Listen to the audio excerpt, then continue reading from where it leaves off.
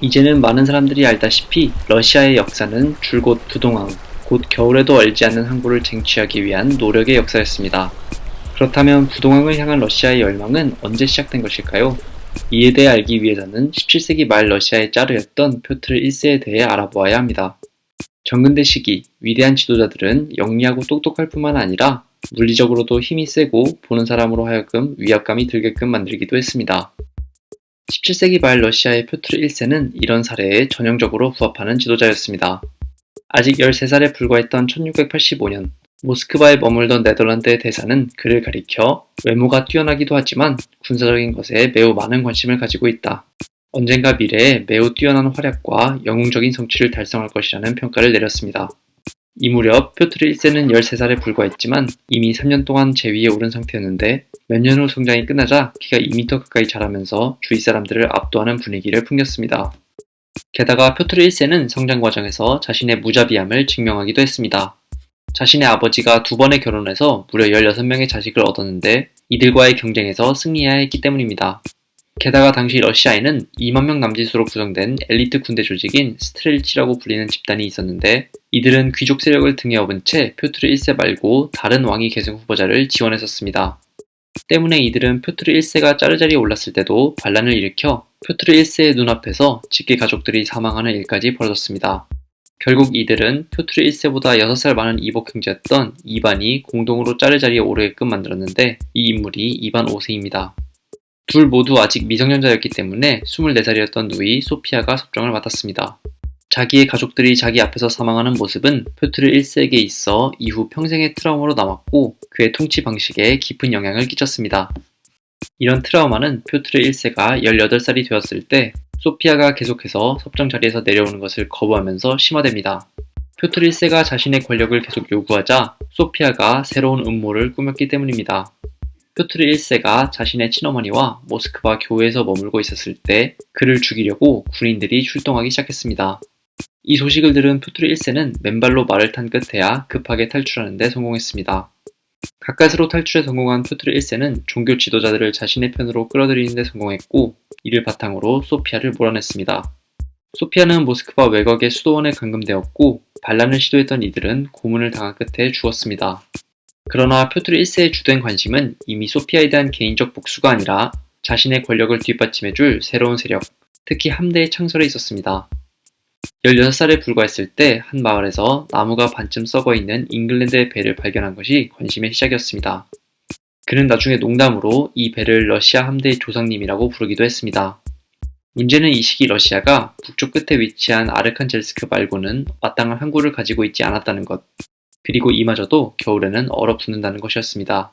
표트르 1세는 지정학적 환경상 러시아가 겨울에도 얼지 않는 부동항, 특히 흑해의 부동항을 얻지 못한다면 유럽의 국가들과 맞설 수 있는 군사력이나 경제력을 갖추지 못할 것이라는 점을 누구보다 빨리 깨달았습니다. 후에 표트르 1세는 남쪽에서는 오스만 투르크, 북쪽에서는 스웨덴과 전쟁을 벌였는데 이 전쟁 모두 부동항을 얻기 위한 것이었습니다.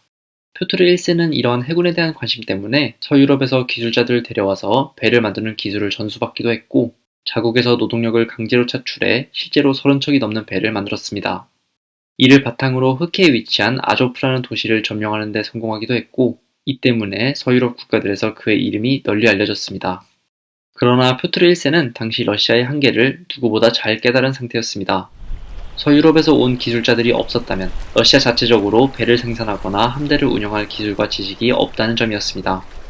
이 한계에 봉착해서 표트르 1세는 1696년 러시아 역사상 유례가 없는 그리고 다른 나라들에서도 좀처럼 찾아보기 힘든 결정을 내렸습니다.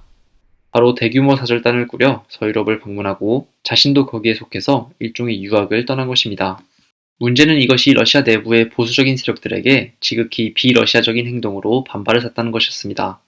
감금되어 있던 소피아는 다시 한번 스트렐치드와 결탁해서 음모를 꾸몄고 이 역시 표트르 1세에 의해서 발각되었습니다. 표트르 1세는 고문 끝에 이들의 사지를 절단하는 명령을 내리기까지 했습니다. 이런 대참사를 겪고 나서 불과 6일 후 1697년 3월 표트르 1세는 불안한 러시아 전국을 뒤로하고 드디어 서유럽으로 떠났습니다. 250명이 넘는 규모로 꾸려진 사절단의 여정은 18개월 동안 지속되었고 리가와 폴란드를 거쳐 케니스베르크와 베를린, 네덜란드, 그리고 일부는 잉글랜드까지 이어졌습니다. 표트르 1세는 네덜란드에 도착해서는 필부로 위장해서 조선소에서 직접 일을 배우기도 했습니다. 문제는 앞서 설명되었듯이 그가 2m에 가까운 매우 큰 체격을 가지고 있었기 때문에 눈에 너무 쉽게 띄었다는 점이었습니다. 때문에 조선소에서 모두가 그가 표트르 1세인 줄 알았지만 애써 모른 척하기도 했습니다. 이후 사절단의 일부는 잉글랜드로 건너가 조선 기술뿐만 아니라 의료와 화폐 제조 기술 등도 전수받았고 표트르 1세 본인은 드레스덴을 거쳐 프라하에 머물렀습니다. 이 무렵 다시 한번 스트렐치들이 모스크바를 점령하려 한다는 첩보가 전해졌고 급하게 돌아가던 중 크라쿠프 인근에서 자신의 수하 장군이 반란을 무사히 진압했다는 소식을 들었습니다. 잠시 여유가 생긴 표트르 1세는 인근에서 작센의 선제후 아우구스트 2세를 만나 후에 스웨덴과 러시아가 전쟁을 벌이게 될 경우 지원을 약속받았습니다. 이 지점에서도 알 수 있듯이 표트르 1세의 서유럽 방문은 기술을 직접 배워오는 것뿐만 아니라 다양한 지도자들과 교류하고 러시아의 확장을 위한 그들의 지원을 약속받으려는 노력에서 시작된 것이기도 했습니다. 어쨌든 1년 반 만에 러시아로 돌아온 표트르 1세는 스트렐치들에 대한 무자비한 탄압을 시작하게 됩니다. 수개월간 이들에 대한 갖가지 고문이 시행되었는데 동시에 30개가 넘는 화형식이 이 시기 항상 진행되고 있었다고 전해집니다. 이 과정에서 최소한 1100명이 넘는 스트렐치들이 처형당했습니다. 표트르 1세는 심지어 최소한 5명의 스트렐치들을 직접 처형하기도 했습니다. 동시에 표트르 1세는 유학에서의 자신의 경험을 바탕으로 러시아를 일종의 유럽화하기로 결심했습니다. 시민들에게 러시아의 전통 의상을 버리고 독일 옷을 입으라고 명령했고 귀족들로 하여금 러시아의 전통적인 수염을 자르게 하기도 했습니다. 배워온 대로 행정제도를 정비했고 심지어 러시아 글자도 개혁하고 달력도 서유럽식으로 바꿨습니다. 이 때문에 모스크바에 머물고 있던 독일인들은 러시아 귀족층으로부터 매우 큰 미움의 대상이 되었지만 이 소식이 유럽에 전해지면서 표트르 1세는 유럽의 우월함을 받아들인 근대적이고 교양 있는 지도자로 알려지게 되었습니다. 내부의 상황을 안정시킨 후에 표트르 1세는 1700년 계획대로 스웨덴을 상대로 전쟁을 벌였습니다. 대북방 전쟁이라는 이름으로 역사에 남게 될 이 전쟁에서 표트르 1세는 작센과 덴마크와 연합한 채 쉽게 승리를 거둘 수 있을 것이라고 확신했습니다. 그러나 초기까지만 해도 이 계획은 실패하는 것처럼 보였습니다. 병력의 수가 더 많았음에도 불구하고 나르바강 전투에서 패배했고 부상자와 사망자가 10,000명이 넘고 포로도 20,000명 가까이 되었습니다. 물론 표트르 1세는 자신의 계획을 단념하지 않았습니다. 계속해서 새로운 세금을 도입해서 재정을 충당했고 시민들을 병력으로 동원하고 교회의 종까지 녹여서 대포로 만들었습니다. 이를 바탕으로 나르바강에서 패배한 후 1년 만에 300여 대의 새로운 대포와 20만 명의 병력을 확보했습니다. 새로운 병력의 충원으로 오늘날의 에스토니아와 리보니아 지역을 점령했고 이 지역의 마을들을 모두 불태워버렸습니다. 적이 먹을 것을 남겨놔서는 안 된다는 이유였습니다. 네바강 인근의 요새를 점령한 것도 이때인데 이 지역을 러시아의 새로운 수도로 만들겠다는 생각으로 독일식 이름인 상트페테르부르크라고 이름 지은 것도 이때입니다. 나중에 1차 세계대전이 발발했을 때 러시아인들이 이 독일식 이름을 러시아식으로 다시 바꾼 것을 보면 표트르 1세의 유럽 사랑이 러시아인들에게 수백 년간 영향을 줬다는 사실을 알 수 있습니다. 결과적으로 20년 가까이 지속된 전쟁 끝에 1721년 러시아는 리스타드 조약을 통해 발트에서의 영향력을 스웨덴으로부터 영원히 인정받았습니다. 표트르 1세는 나중에 이 조약을 자신의 삶에서의 가장 큰 성공이라고 표현하기도 했습니다. 어린 시기 우연히 배를 발견하면서 표트르 1세의 새로운 인생이 시작되었다면 그의 삶의 마감 또한 배와 함께 했습니다. 1725년 2월 시차를 나섰다가 해안가에 접조된 배와 도와달라고 소리 지르는 선원들을 발견한 표트르 1세는 직접 배를 타고 이들을 구조하기 위해 나섰고 자신의 배에서 뛰어내려 수영까지 했습니다. 문제는 당시가 2월이었다는 것이었고 50세가 넘었던 표트르 1세는 밤부터 극심한 열과 오한을 느끼기 시작했습니다. 결국 며칠 후인 2월 8일 자신의 딸을 마지막으로 불러들였지만 딸이 도착했을 때 표트르 1세는 이미 의식을 잃은 상태였고 얼마 지나지 않아 사망했습니다. 여느 인물이나 그렇지만 표트르 1세는 매우 상반된 평가를 받아온 인물입니다. 한쪽에서는 표트르 1세를 러시아를 근대화시킨 천재로 인식했고 다른 쪽에서는 그를 잔혹할 뿐더러 러시아의 전통과 정체성을 파괴한 인물로 평가절하해왔습니다. 어쨌든 결과적으로 표트르 1세 시기를 거치면서 러시아는 유럽 외교 내에서 무시할 수 없는 국가가 되었습니다. 군사적으로 그럴 뿐만 아니라 프랑스, 네덜란드 그리고 잉글랜드와의 무역관계를 강화하면서 경제적으로도 유럽과 가까워졌습니다. 결국 어느 쪽 입장에서든 러시아 그리고 더 나아가서는 근대 세계사를 이해하는데 표트르 1세가 매우 큰 영향을 끼쳤다는 점은 부정할 수 없을 것입니다. 겨울이 되면 영하 수십 도로 기온이 떨어지는 시베리아. 시베리아는 과거의 러시아 그리고 이후의 소련에서 권력자들이 마음에 들지 않는 범죄자를 유배 보내는 대표적인 장소로 알려져 있습니다. 그런데 흥미롭게도 기록에 남아있는 시베리아로 유배를 떠난 최초의 사례는 사람에 관한 기록이 아닙니다. 이는 1591년 이전의 짜르였던 이반 4세의 막내 아들이 우글리츠라는 한 도시에서 잔혹하게 살해당한 사건이 벌어지면서 시작되었습니다. 사람들은 당시에 짜르의 섭정이었으면서 이후 직접 짜르가 되는 보리스 고드노프라는 인물이 8살에 불과했던 이 아들을 살해했다고 믿었습니다. 어린아이가 끔찍하게 죽은 것에 분노한 마을 사람들은 항의 차원에서 지역 수도원에 종을 계속 쳤는데 이를 통해 불만을 드러내고자 했습니다.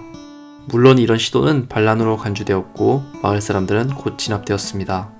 그런데 새로운 짜르의 줄을 댔던 사람들은 마을 사람들을 탄압하는 것을 넘어서서 이들이 반란을 위해 사용했던 종 역시 훼손했습니다. 이들은 범죄자의 귀와 혀를 자르는 것처럼 종의 손잡이와 추를 떼어냈고 곧이어 종을 시베리아의 토벌스크라는 곳으로 옮겨버렸습니다. 반란 과정에서 종을 울렸던 사람들도 마찬가지로 동쪽으로 유배를 떠나야 했습니다. 이것이 기록으로 남겨져 있는 러시아에서 범죄자를 시베리아로 보내버린 최초의 사건이라고 할 수 있습니다. 앞서 말했듯이 이 사건은 16세기 말에 벌어졌는데 이후 17세기에 접어들면서 러시아의 짜르들은 점점 동쪽 시베리아로 사람들을 유배 보내는 것을 통치 방법의 하나로 적극적으로 활용할 수 있다는 것을 깨닫기 시작했습니다. 이를 통해 한편으로는 마음에 들지 않는 이들을 제거할 수 있었고 동시에 다른 한편으로는 인구가 척박한 시베리아 지역을 새로 개척할 수 있었기 때문입니다. 산적이나 도둑 같은 잡범들도 시베리아로 보내졌지만 전쟁 포로나 명령에 불복종한 군인, 이단을 믿는 신자, 그리고 정치적으로 반란을 꾸민 이들도 강제적으로 추운 곳으로 삶의 터전을 옮겨야 했습니다. 나중에는 몰래 담배를 피다 걸린 사람도 시베리아로 보냈을 정도로 광범위한 집행이 이루어졌습니다. 그런데 사실 처벌의 일환으로 범죄자를 본국의 중심지에서 지리적으로 먼 곳으로 보내는 관습은 러시아에만 국한된 것은 아니었습니다. 많이 알려져 있듯이 영국에서는 호주로 범죄자들을 보내기도 했고 프랑스에서도 기아나라는 지역으로 자국의 범죄자들을 보냈기 때문입니다. 정확한 숫자는 당연히 알아내기 힘들지만 역사학자들은 결과적으로 1917년 볼셰비키 혁명이 일어날 때까지 짜르 체제 하에서 총 100에서 200만 명의 사람들이 시베리아로 유배를 떠난 것으로 평가합니다. 러시아에서 감옥을 총관리했던 책임자가 지붕이 없는 감옥이라고 표현한 시베리아로 유배를 떠난 이들 중에는 도스토옙스키, 바쿠닌, 레닌, 트로츠키, 그리고 스탈린과 같이 문화적, 정치적으로 지금까지도 우리에게 잘 알려져 있는 이들도 있었습니다.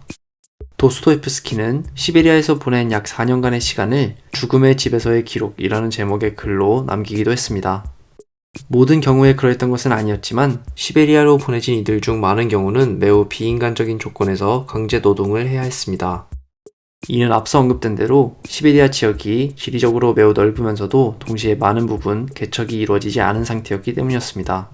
러시아는 대략 16세기 중반부터 동쪽으로 진출하기 시작했지만 우랄 산맥에서 태평양까지 길이로만 7,000km에 달하는 이 지역은 인간이 거주하기에는 여러모로 적합하지 않았습니다. 우리는 시베리아라고 하면 혹독한 추위만을 생각하기 쉬운데요. 이 지역은 여름에는 40도까지 기온이 오를 정도로 여름에도 생존하기가 어려운 곳이었습니다. 반대로 여름이 지나면 1년 중 9개월 정도 눈이 덮여 있었고 가장 심할 때는 영하 60도 이하로 기온이 내려가기도 했습니다. 이런 이유 때문에 자발적으로 이 지역으로 이주하려고 하는 이는 거의 없었던 것입니다. 결과적으로 러시아 정부는 18세기 전반에 이르면 매년 평균 2,000명의 사람들을 강제로 시베리아에 보냈습니다. 18세기 후반에 이르면 러시아 내에서 사형 집행이 많이 줄어들기 시작했는데 이에 대한 반대급부로 기존에는 사형당했을 이들이 시베리아로 대신 보내지면서 매년 10,000명이 시베리아로 떠나야 했습니다. 심지어 이 시기에 이르면 정부 차원에서가 아니라 각 마을 단위에서 눈밖에 난 사람들을 자체적으로 시베리아에 보내는 일도 용인되었습니다. 특히 지방에서 넓은 토지를 소유한 대지주들의 경우 말을 잘 듣지 않는 농노들을 본보기의 일환으로 시베리아로 보내버렸습니다.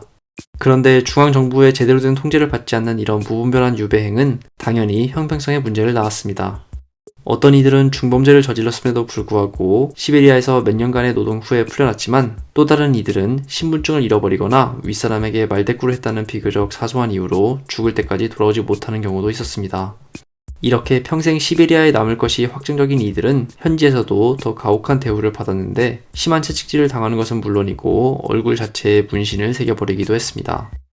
물론 시베리아로 향하는 길 자체가 험난했기 때문에 도착도 하지 못하고 가는 도중에 사망하는 경우도 빈번했습니다. 시베리아 안에서도 어디로 향하는지에 따라 다르긴 했지만 평균적으로 모스크바에서 출발할 경우 유배지에 도착할 때까지만 6달 정도의 시간이 걸렸다고 전해집니다. 이 과정에서 신체가 쇠사슬에 묶여 있었고 먹을 것도 충분히 주어지지 않았기에 이동 자체가 고문으로 여겨졌습니다. 그런데 시베리아에 보내진 모든 이들이 반드시 강제 노동을 했던 것은 아닙니다. 실제로는 강제 노동을 해야 했던 이들이 오히려 소수에 속했는데 19세기 중반의 기록을 보면 시베리아로 보내진 이들 중 7분의 1만이 법적으로 강제 노동형에 처해졌습니다. 이들은 주로 시베리아의 제철소나 광산 혹은 암염 광산 등에서 노동해야 했습니다. 이것 외에도 숲을 벌목하거나 습지를 개간하고 도로를 건설하는 일도 주요한 과제였습니다. 그런데 강제 노동형에 처해진 이들은 별도의 건강관리를 받지 못했기 때문에 많은 경우 노동을 하다가 얼마 버티지 못하고 사망했습니다. 여러 기록들을 보면 노동자들이 지내는 수용소에서 여러 전염병들이 만성적으로 돌았음에도 불구하고 별도의 격리가 이루어지지 않았다는 것을 알 수 있습니다. 의사이면서 동시에 작가로도 활동한 안톤 체호프라는 인물은 이 장소를 가리켜 진정한 지옥이라고 표현하기도 했습니다. 나쁜 날씨에서 노동을 마치고 돌아오는 죄수는 축축해진 옷과 더러운 신발을 갈아입거나 말릴 새도 없이 감옥에서 잠을 잔다. 그의 몸과 옷들에서는 그야말로 끔찍한 악취가 풍긴다라는 말을 보면 강제 노동을 해야 했던 이들이 단명한 이유를 알 수 있습니다. 그런데 7명 중 1명만이 강제 노동을 했음에도 불구하고 우리가 이 지역을 떠올릴 때 가장 먼저 강제 노동을 떠올리는 것은 물론 법적으로 강제 노동형에 처해진 경우가 아니더라도 실질적으로 이에 준하는 생활을 하는 경우가 많았기 때문이긴 합니다. 그러나 이런 이유 말고도 20세기 이후 소비에트 연방에서 이루어진 대규모 숙청과 광범위한 강제 노동의 이미지가 매우 강렬하게 현재까지 내려왔기 때문이기도 합니다. 즉, 구체제에서의 시베리아 유배와 소련 이후의 유배는 그 성격에 있어서 큰 변화가 있었던 것입니다. 제대로 된 관리가 이루어지지 않았다는 것은 일단 유배지에 도착한 이들이 흔하게 도주를 시도했다는 것에서도 알 수 있습니다. 1898년 러시아 정부가 시행한 조사를 보면 시베리아로 보내진 죄수 중 무려 3분의 1이 탈옥을 시도했습니다. 경찰은 탈옥한 사람들을 잡아올 경우 보상금을 줬기 때문에 도주한 이들만 전문적으로 사로잡는 직업적 추격자들도 활발하게 활동했습니다. 러시아 아나키즘을 대표했던 바쿠닌 같은 인물의 경우 탈주 후 배를 타고 일본에 도착, 그곳에서 다시 샌프란시스코, 파나마, 뉴욕을 거쳐 런던에 이르는 기념비적인 여정을 남기기도 했습니다. 반면 제대로 된 관리가 이루어지지 않았기 때문에 기본적으로 어느 정도의 재산을 가지고 있었으면서 강제 노동형은 피한 죄수들은 비교적 안락한 생활을 보낼 수 있었습니다. 1897년 불법 신문을 유통하다가 3년간의 남시베리아 유배형을 선고받은 레닌이 대표적인 사례입니다. 그는 이 시기 쓴 편지에서 사냥과 목욕 그리고 산책에 많은 시간을 쏟고 있다고 말하기도 했고, 심지어 이 시기에 전부터 알고 있던 나데즈다 크룹스카야라는 인물의 여성과 결혼을 하기도 했습니다. 아내와 함께 레닌은 정원을 가꾸면서 동시에 지역 농민들의 법적인 업무들을 돌봐주고 이들로부터 신뢰를 쌓았습니다. 감시는 사실상 없었다라는 크룹스카야의 기록을 보면 시베리아에서의 감시의 부재가 어느 정도였는지 짐작할 수 있습니다. 점심 후 우리 둘은 함께 2시간씩 러시아에서의 자본주의 발전을 지필했다라는 기록 또한 찾아볼 수 있습니다. 결국 정치적으로 말썽을 일으켜 추방된 시베리아 유배지에서도 러시아 구체제의 몰락을 가져올 작업은 계속되고 있었던 셈입니다. 1820년대 러시아는 카프카스 산맥이라고 불리는 지역에서 원주민들과의 전쟁에 돌입했습니다. 이 지역은 오늘날의 조지아와 맞닿아 있고 오스만 제국과도 인접해 있었기 때문에 러시아에게는 지정학적으로 매우 중요했습니다. 카프카스 전쟁이라고 불리게 된 이 전쟁은 한편에서는 거대한 제국인 러시아가, 그리고 다른 한편에서는 조그마한 규모에 불과했던 여러 소수민족의 싸움이었기 때문에 금방 끝날 것처럼 보였지만 처음의 예상과는 달리 무려 30년에 가까운 시간 동안 지속되었을 정도로 러시아가 고전한 전쟁이었습니다. 또한 그 과정에서 근대 이후의 전쟁에 관한 여러 가지 생각할 거리도 남겨주었는데요. 그래서 오늘은 카프카스 전쟁이라고 불리게 된 이 전쟁에 관해서 살펴볼까 합니다.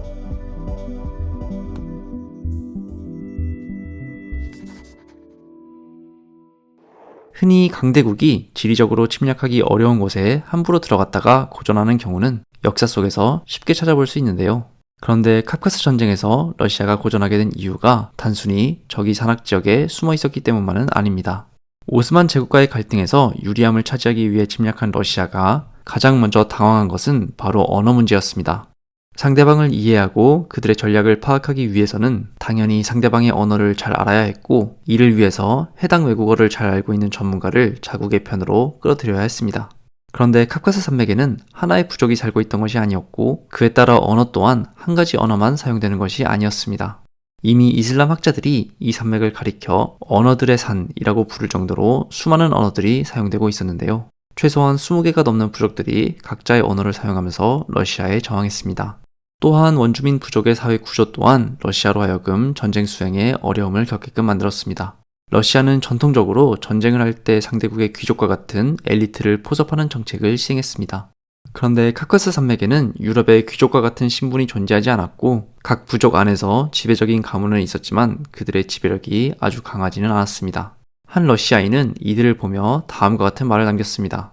이곳 지배자들은 각각 개인의 카리스마에 따라서 일정한 권력을 가지고 있기는 하지만 전체적으로 봤을 때 권력이 주민들의 손에 놓여 있다.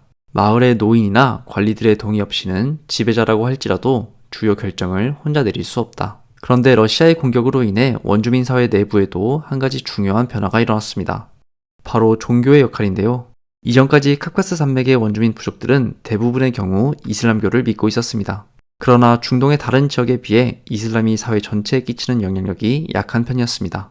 그러나 러시아라는 국가가 외부에서 침략해오자 각각의 원주민 부족들이 단결하기 시작했고 이때 이슬람은 이들을 이어주는 매개체가 되었습니다. 게다가 다양한 부족들을 통합해서 지휘하는 지도자도 등장하게 되었는데 이맘 샤밀이라는 인물이 주인공이었습니다.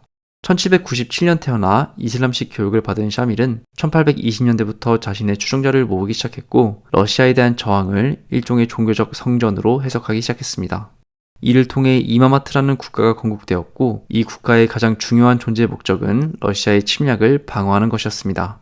한편 러시아는 지리적인 불리함으로 인해 공격이 지지부진하자 전체 군사력의 약 4분의 1인 20만 명의 군대를 카프카스 산맥에 배치했습니다. 러시아군에 대응하기 위해서 샤밀은 이집트에서 근무한 적이 있는 엔지니어와 기술자들을 고용하기 시작했습니다. 이들은 무기를 생산하기 위한 공장을 건설하고 러시아의 총과 대포를 모방해서 제작하기 시작했으며 러시아가 건설한 요새를 따라 비슷한 요새를 짓는 일을 했습니다. 샤밀은 산악 지역에 요새를 짓고 러시아군의 공격을 최대한 방어하면서 소수의 군대를 가지고 러시아군의 배후를 치는 전략을 선택했습니다. 따라서 전쟁의 양상은 곧 의지와 상관없이 억지로 끌려와 제대로 보수도 받지 못하는 다수의 러시아군과 비록 수는 적지만 제대로 보수를 받으면서 종교적으로 동기부여도 잘 되어 있는 이슬람 군대가 대치하는 상황으로 이어졌습니다. 게다가 샤밀은 러시아군이 쳐들어올 때 군대를 동원하기는 했지만 전투가 끝나면 이들이 일단 자신의 마을로 돌아가 일상생활을 할 수 있도록 했는데 이 역시 군대의 동기부여를 유지하는 데 큰 도움을 주었습니다. 샤밀은 더 나아가 러시아와의 전쟁을 범이슬람의 전쟁으로 확대하려는 노력도 했는데요. 이를 위해 오스만 제국의 술탄 압둘메지트 1세와 이집트의 지배자 무하마드 알리에게 지원을 요청하기도 했습니다. 술탄은 러시아를 자극하지 않기 위해 샤밀의 지원 요청을 거절했지만 무하마드 알리의 경우 초기까지만 해도 자금과 무기를 지원했습니다. 그러나 이내 마음을 바꾸고 지원을 중단하자 샤밀은 내부의 결속을 위해 이집트의 지원이 계속되고 있다고 거짓말을 했고 무하마드 알리의 편지를 위조하는 과감함까지 보였습니다. 샤밀이 위조한 편지의 내용을 일부 살펴보면 다음과 같습니다. 나는 7명의 통치자와 전쟁을 펼쳐왔다. 그 중에는 영국, 오스트리아, 그리스, 프랑스, 그리고 술탄과의 전쟁도 포함된다. 이제 나는 러시아와 맞서 싸우려고 하며 샤밀을 너희의 통치자로 임명할 것이다. 너희 모두에게 샤밀에게 충성할 것을 명령하는 바이며 곧 나의 군대도 파견할 것이다. 이렇게 샤밀이 생각보다 러시아의 공격에 잘 대응하자 러시아는 한동안은 전통적 전략을 유지했는데요. 즉 더 많은 군대를 파견해서 더 많은 수로 공격을 계속하는 선택을 한 것입니다. 그럼에도 불구하고 전쟁이 교착 상태에 빠지자 양쪽 진영의 사정 모두에 밝으면서 양쪽의 언어 모두 구사할 수 있는 인물들이 점점 더 필요해졌습니다. 러시아는 카프카스 산맥의 사정을 파악하고 보고할 스파이들을 대거 모집했지만 이 중 많은 수가 오히려 역으로 샤밀과 협력했습니다.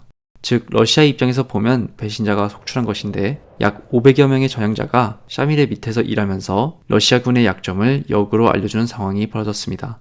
이때 이들이 모두 이슬람 신자였던 것만은 아니었는데 이를 보면 샤밀이 취한 영리한 전략을 잘 엿볼 수 있습니다. 즉 겉으로는 러시아의 공격을 막는 것을 이슬람의 성전으로 선전했지만 다른 한편으로는 종교를 가리지 않고 유리함을 가져가기 위해 필요한 전문가를 모집했던 것입니다. 결국 러시아는 전쟁 시작 후 20년이 넘게 지나서야 전략의 변화를 선택했습니다. 1840년대부터 새로 이 지역의 전쟁을 담당하게 된 러시아의 미하일 보른초프는 단순히 군사적 힘에 의존해서 승리하려는 전략을 버리고 사회적 그리고 경제적인 방면으로도 샤밀을 압박하기 시작했습니다.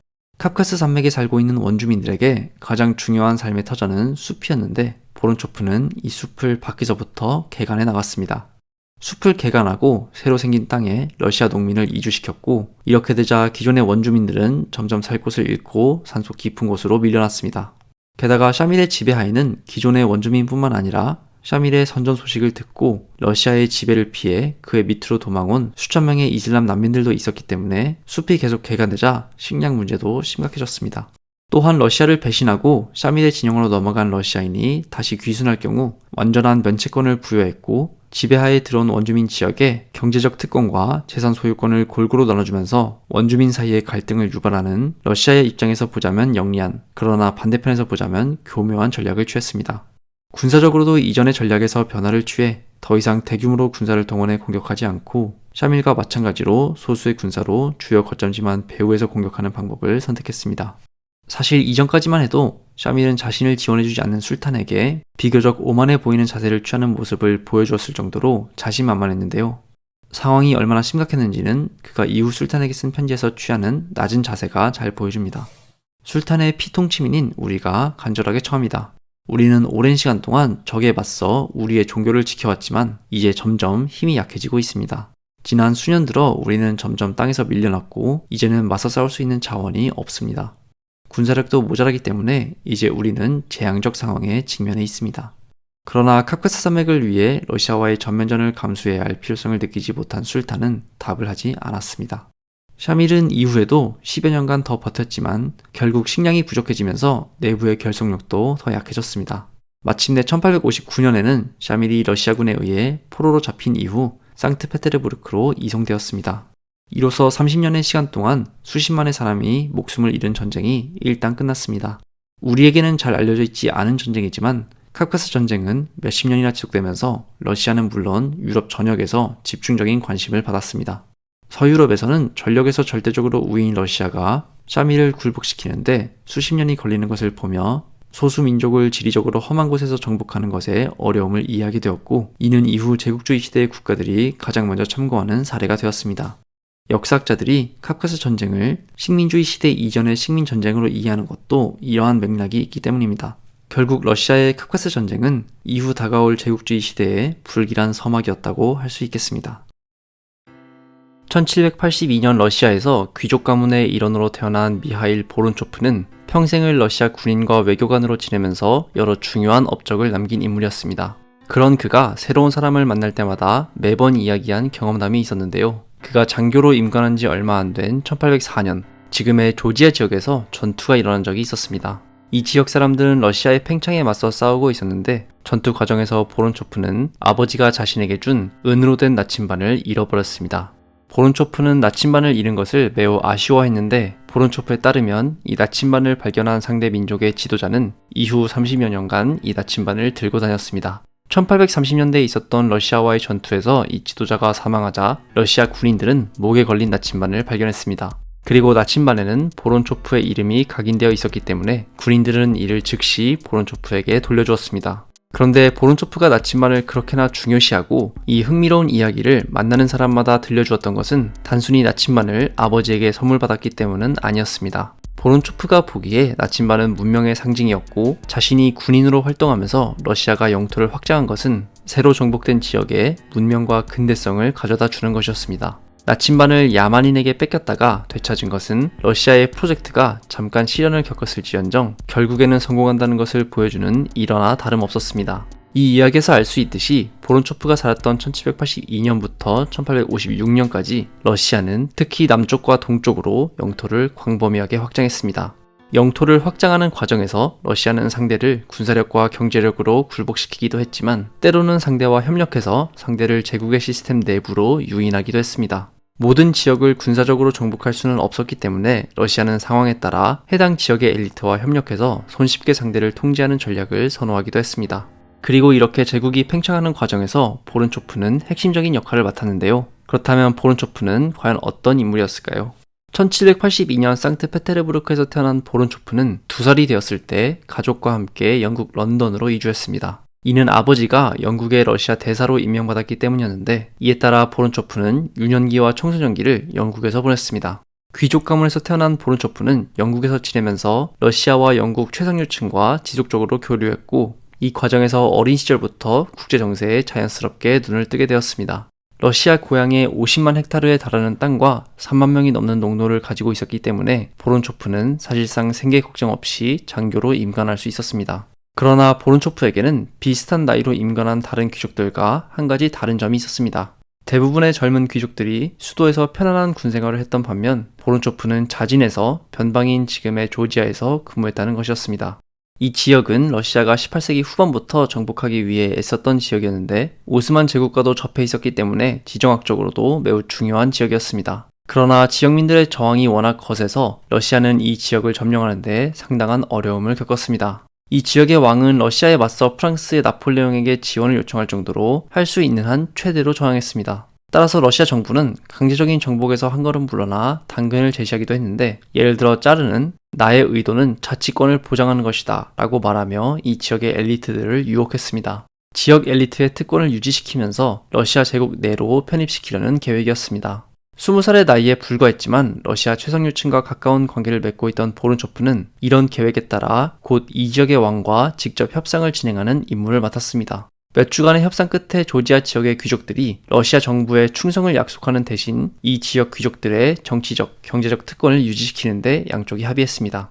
보론초프는 한 걸음 더 나아가 새로운 당근을 제시했는데 바로 이 지역 귀족들이 러시아 제국 내에서도 귀족 신분을 인정받을 수 있도록 한 것입니다. 귀족들의 입장에서 보면 충성을 맹세하는 대상만 바뀌었을 뿐 자신들의 지위와 특권은 그대로 유지되는 것이었기 때문에 이는 구미가 당기는 제안이었습니다. 조지아에서의 임무를 성공적으로 마친 보론초프는 곧 프랑스로 파견되었습니다. 얼마 지나지 않아 나폴레옹의 프랑스는 전쟁에서 패배했고 승전국들은 프랑스가 배상금을 제대로 지불할 때까지 프랑스를 점령하기로 결정했습니다. 보론초프는 프랑스 북부 지역에 주둔한 3만 5천여 명의 러시아군을 지휘하는 임무를 부여받았고 이 시기 러시아 내부에서는 감히 시도할 수 없었던 여러 가지 개혁을 실험해왔습니다. 사실 러시아에서 1793년까지도 한 번 징병되면 죽을 때까지 전역할 수 없었고 1793년 이후에도 25년 동안 복무해야 했습니다. 때문에 러시아에서 한 번 군인으로 징병된다는 것은 곧 외부 세계와 단절된다는 것을 뜻했습니다. 보론초프는 이런 문제점을 극복하고자 군대 내에 새로 우체국 시스템을 도입해서 군인들이 고향의 가족들과 교류할 수 있도록 만들었고 97%에 달하는 군인의 문맹률을 낮추고자 군대 내 교육제도를 정비했습니다. 물론 이런 여러가지 시도는 러시아 중앙정부의 뜻과는 거리가 멀었습니다. 사실 전제 군주제 안에서는 군인들이 외부 세계와 연락하고 글을 배우는 것이 시스템의 유지 그 자체만 놓고 보면 도움이 되지 않았습니다. 군인들이 글을 읽고 쓰고 교육을 받으면서 비판적 의식을 갖추게 되는 것은 오히려 체제의 안정성을 약화시킬 수 있다는 우려 때문이었습니다. 보론초프는 가문의 위상, 그리고 조지아에서의 자신의 업적을 내세워 독자적으로 개혁을 시도했지만 곧 반발에 부딪혔고 감사를 나온 중앙정부의 관료와 싸우는 과정에서 보직 해임될 위기에 빠지기도 했습니다. 때마침 러시아군의 프랑스 주둔이 끝나면서 이 갈등은 유야무야됐고 보론초프는 3년간의 휴식을 가졌습니다. 짧은 휴식 이후 보론초프는 1823년 우크라이나의 오데사로 파견되었고 그곳에서 20년 넘게 총독으로 지내면서 우크라이나 지역을 사실상 통치하는 중요한 임무를 맡았습니다.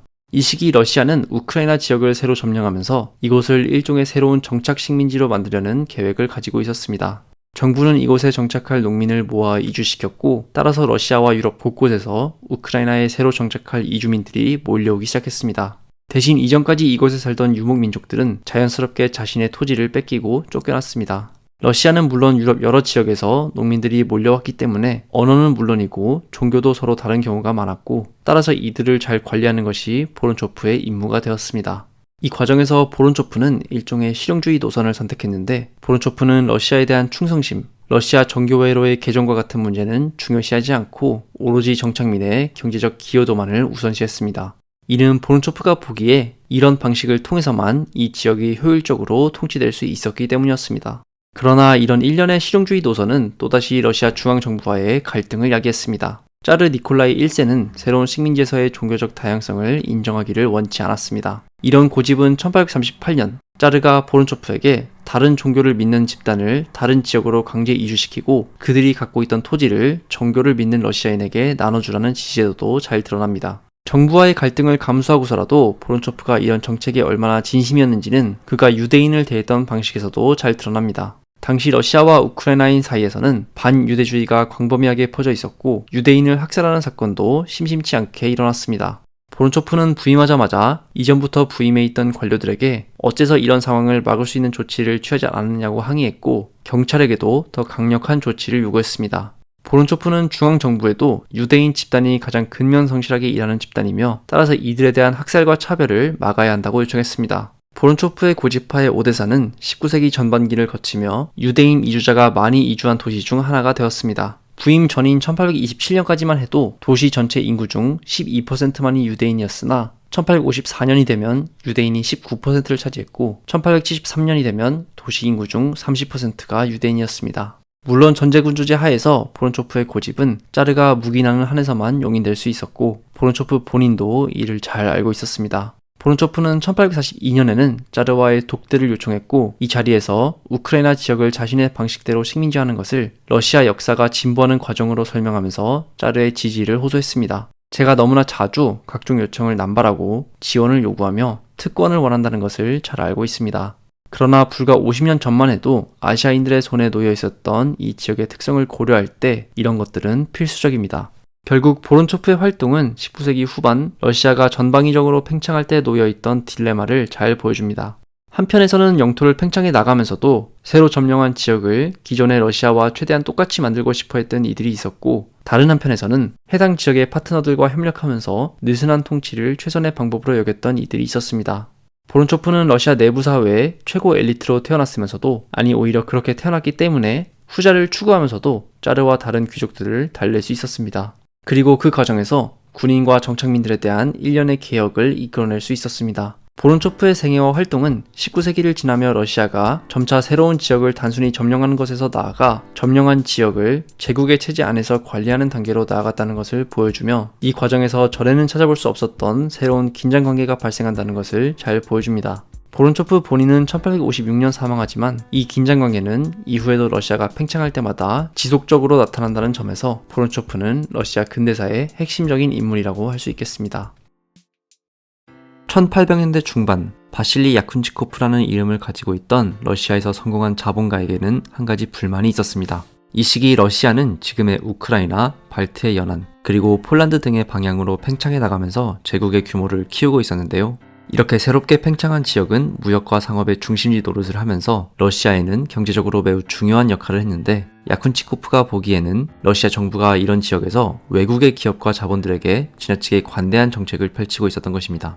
외국의 경쟁 기업에 불만을 느끼는 것은 흔하게 볼 수 있는 현상이지만 이 시기 야쿤치코프로 대표되는 러시아 자본가들의 불만은 러시아에서 자본주의가 발전하면서 일어난 러시아 고유의 특이한 현상을 잘 보여주기에 따로 살펴볼 만한 가치가 있습니다. 그렇다면 우선 야쿤치코프는 어떤 인물이었을까요? 야쿤치코프는 1827년 농노의 아들로 태어났습니다. 아버지는 긴 시간 동안 돈을 모은 끝에 가족의 자유를 얻어낼 수 있었고 자유를 획득한 다음에는 모스크바 북쪽 300km 코스트로마 지역에서 소금 무역을 시작했습니다. 그런데 코스트로마라는 지역에서 성장한 것은 야쿤치코프에게 아주 큰 영향을 끼쳤습니다. 이 지역은 종교적인 이유로 오랜 시간 동안 중앙정부로부터 박해를 받아왔던 지역이었고 이에 따라 물건을 거래할 때도 중앙의 화폐가 아니라 외상이나 신용에 바탕한 거래가 빈번하게 일어났습니다. 이는 의도치 않은 결과를 불러일으켰는데 점점 초보적인 형태로 남아 근대 금융체계에서 발견될 수 있는 제도들이 발전하기 시작했다는 것이었습니다. 게다가 이 지역에서는 중앙정부의 통제를 피한 채 설립되고 발전한 여러 기업과 공장들이 있었습니다. 러시아의 지방에서 젊은 시절부터 이러한 현상을 목격한 야쿤치코프는 자기 나름대로 한 가지 중요한 깨달음을 얻었는데요. 적어도 그가 보기에 자본주의는 꼭 서유럽의 전유물이 아니라 그 무엇보다도 러시아적인 현상일 수 있다는 것이었습니다. 즉 그가 보기에는 미래에도 러시아에서 자본주의가 발전하기 위해서는 꼭 서유럽을 따라하는 것이 아니라 러시아의 농촌과 지방의 뿌리로 거슬러 올라가는 것이 필요했습니다. 동시에 야쿤치코프는 자신의 뿌리 때문에 농노제를 폐지하는 것에 관심이 많았고 어린 시절 농노의 아들로 태어났기 때문에 학교에 가지 못했지만 스스로 읽고 쓰는 법을 배웠습니다. 문해력을 갖추게 되자 코스트로마 지역에서 술과 관련된 세금을 거두는 일종의 공무원이 되었고 이때 일하면서 러시아 조세 제도를 조금 더 효율적으로 개혁하는 내용을 담은 글을 발표해 러시아 중앙정부로부터도 관심을 받기 시작했습니다. 그는 이때 맺은 인연으로 인맥을 쌓기 시작해 1850년대부터는 자본가로 변신했고 당시 막 개발되던 철도의 투자에 막대한 이익을 거뒀습니다. 이때 야쿤치코프를 제외하고는 대부분의 투자자가 서유럽에서 온 외국인이었는데 그는 투자를 통해 얻은 이익을 가지고 스스로 철도 회사를 설립하기에 이르렀습니다. 그리고 이후에는 코스트로마에서 독자적으로 은행을 만들고 흑해 지역에 선박회사를 만들기까지 할 정도로 사업에서의 성공을 거뒀습니다. 이런 경험을 가지고 그는 일종의 경제 개발 계획을 세웠는데 이 계획은 러시아 수도의 많은 사업가들로부터도 절대적인 공감을 받았습니다.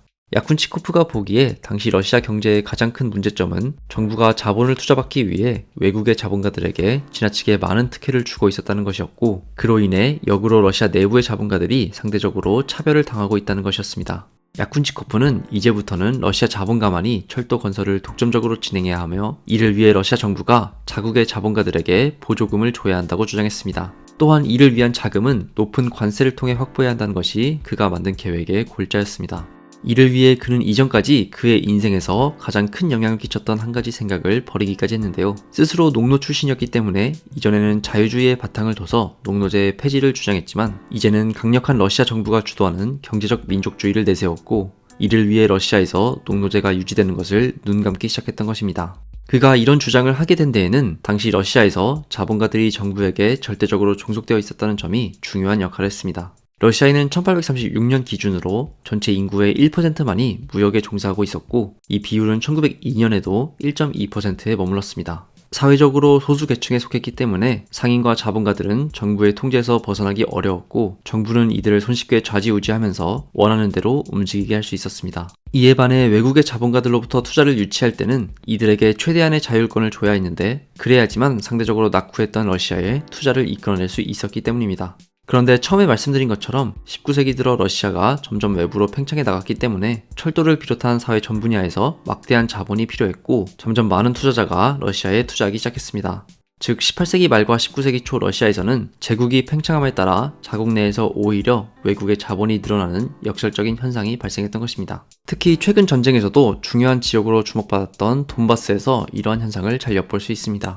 유럽에서 석탄과 철광석 자원이 가장 풍부한 곳으로 손꼽히는 이 지역은 당시에도 경제적으로 매우 중요했고, 이 지역을 개발하기 위해 러시아 정부는 프랑스와 벨기에 등의 자본가들로부터 막대한 투자를 받았습니다. 1890년 무렵의 통계를 보면 러시아 전체 중공업 산업의 자본 중 약 65%가 서유럽 자본이었고, 서유럽에서 온 자본 중 약 3분의 2가 프랑스 자본이었습니다. 이 지역에서의 생활은 더 이상 정상적이지 않다. 외국인들이 모든 것을 사들이고 있으며 지역의 기업들은 황폐해지고 있다. 이 지역의 노동자들은 마치 아프리카인처럼 대해지고 있으며 중산층은 몰락하고 있다 라는 한 러시아 언론의 보도는 많은 러시아인들이 외국인의 투자를 어떻게 바라보고 있었는지를 잘 보여줍니다. 이런 분위기를 반영해서 야쿤치코프는 아예 서유럽과의 자유무역을 완전히 폐지하자는 극단적인 주장을 하기까지 했습니다. 물론 이런 요구에도 불구하고 차르 정부는 외국의 투자를 포기할 수 없었는데, 앞서 언급된 대로 외국의 투자가 있어야만 전방위적으로 팽창하고 있던 제국을 유지할 수 있었기 때문입니다. 이에 러시아 정부는 일부 지역에서 외국인이 토지를 직접 소유하는 것을 금지하는 등의 모습을 보여 자국민의 불만을 일부 잠재우고자 했지만 큰 틀에서는 기존의 정책을 유지했습니다. 결국 1차 세계대전 직전까지도 러시아 전체의 투자금 중 약 3분의 1이 영국, 프랑스, 벨기에, 그리고 독일의 자본이었을 정도로 러시아는 외국의 자본에 크게 의지하고 있었습니다. 여담이지만 우리가 잘 알고 있는 노벨상을 만든 주인공 알프레드 노벨과 그의 형제들도 이런 흐름을 타 스웨덴 사람이었음에도 불구하고 러시아에서 큰 돈을 벌었습니다. 러시아가 오스만 제국, 프랑스, 영국에 맞서 싸운 크림 전쟁 때 러시아 정부에 화약을 납품해 큰 이익을 거둔 노벨 가족은 이후에도 러시아에서 발견된 유전의 투자에 이익을 거뒀습니다. 노벨 가족이 세운 회사는 유전 개발을 비롯한 여러 활동을 러시아 안에서 펼쳤지만 80%의 지분을 노벨 가족이 소유하고 있었고, 나머지 20%는 독일의 도이체방크가 소유하고 있던 외국 회사였습니다. 큰 이익을 거뒀지만 회사에서 일하던 러시아 노동자의 임금은 당시 기준으로도 낮은 편에 속했습니다. 야쿤치코프로 대표되는 러시아 자본가들의 국외 자본 배척 요구는 야쿤치코프가 1907년 사망한 이후에도 계속되었지만 1914년 세계대전이 발생할 때까지도 러시아 정부, 특히 경제 관료들로부터 받아들여지지 않았습니다. 그러나 유럽에 대한 반감을 품은 러시아 내부의 전통적 엘리트층에서는 조금씩 호응을 얻었고, 세계대전이 발발하자 더 큰 영향력을 얻기 시작했습니다. 전쟁과 함께 독일에 대한 반발 심리가 커지자 1915년부터는 독일과 오스트리아인이 소유하고 있던 회사를 청산하기 시작했고, 그들이 러시아 은행에 가지고 있던 자금을 동결시켰습니다. 혁명 직전이었던 1917년 2월이 되면 대규모 산업도 청산되기 시작했고, 비러시아인이 소유하고 있던 자금은 국가로 귀속되기 시작했습니다. 이후 볼셰비키가 권력을 장악하자 이런 경향은 더 심해졌고, 노벨 가문이 소유하고 있던 회사도 이때 러시아 정부의 소유로 넘어갔습니다. 결국 19세기 이후 러시아에서 본격적으로 자본주의가 발전하기 시작한 과정을 보면 1917년 공산주의 혁명과 함께 사기업이 국유화된 것도 단순히 추상적인 공산주의 이론에만 입각해서 벌어진 일은 아니었다는 것을 알 수 있습니다. 그보다는 100년 가까운 세월 동안 이루어진 외국 자본에 대한 반발이 그 기저에 깔려 있었다는 것을 알 수 있습니다. 즉 공산주의라는 이론, 그리고 얼핏 봤을 때 공산주의에서는 등한시되는 민족의 문제가 제국의 팽창 과정과 그 정점인 전쟁의 발발 시점에서 결합되어 벌어진 일이었다고 할 수 있겠습니다. 1914년 7월, 러시아에서는 전운이 돌고 있었습니다. 불과 몇 주도 지나지 않아 1차 세계대전이 시작되었지만 짜르였던 니콜라이 2세에게는 단순히 전쟁에서 승리한 것 말고도 한 가지 바람이 더 있었습니다.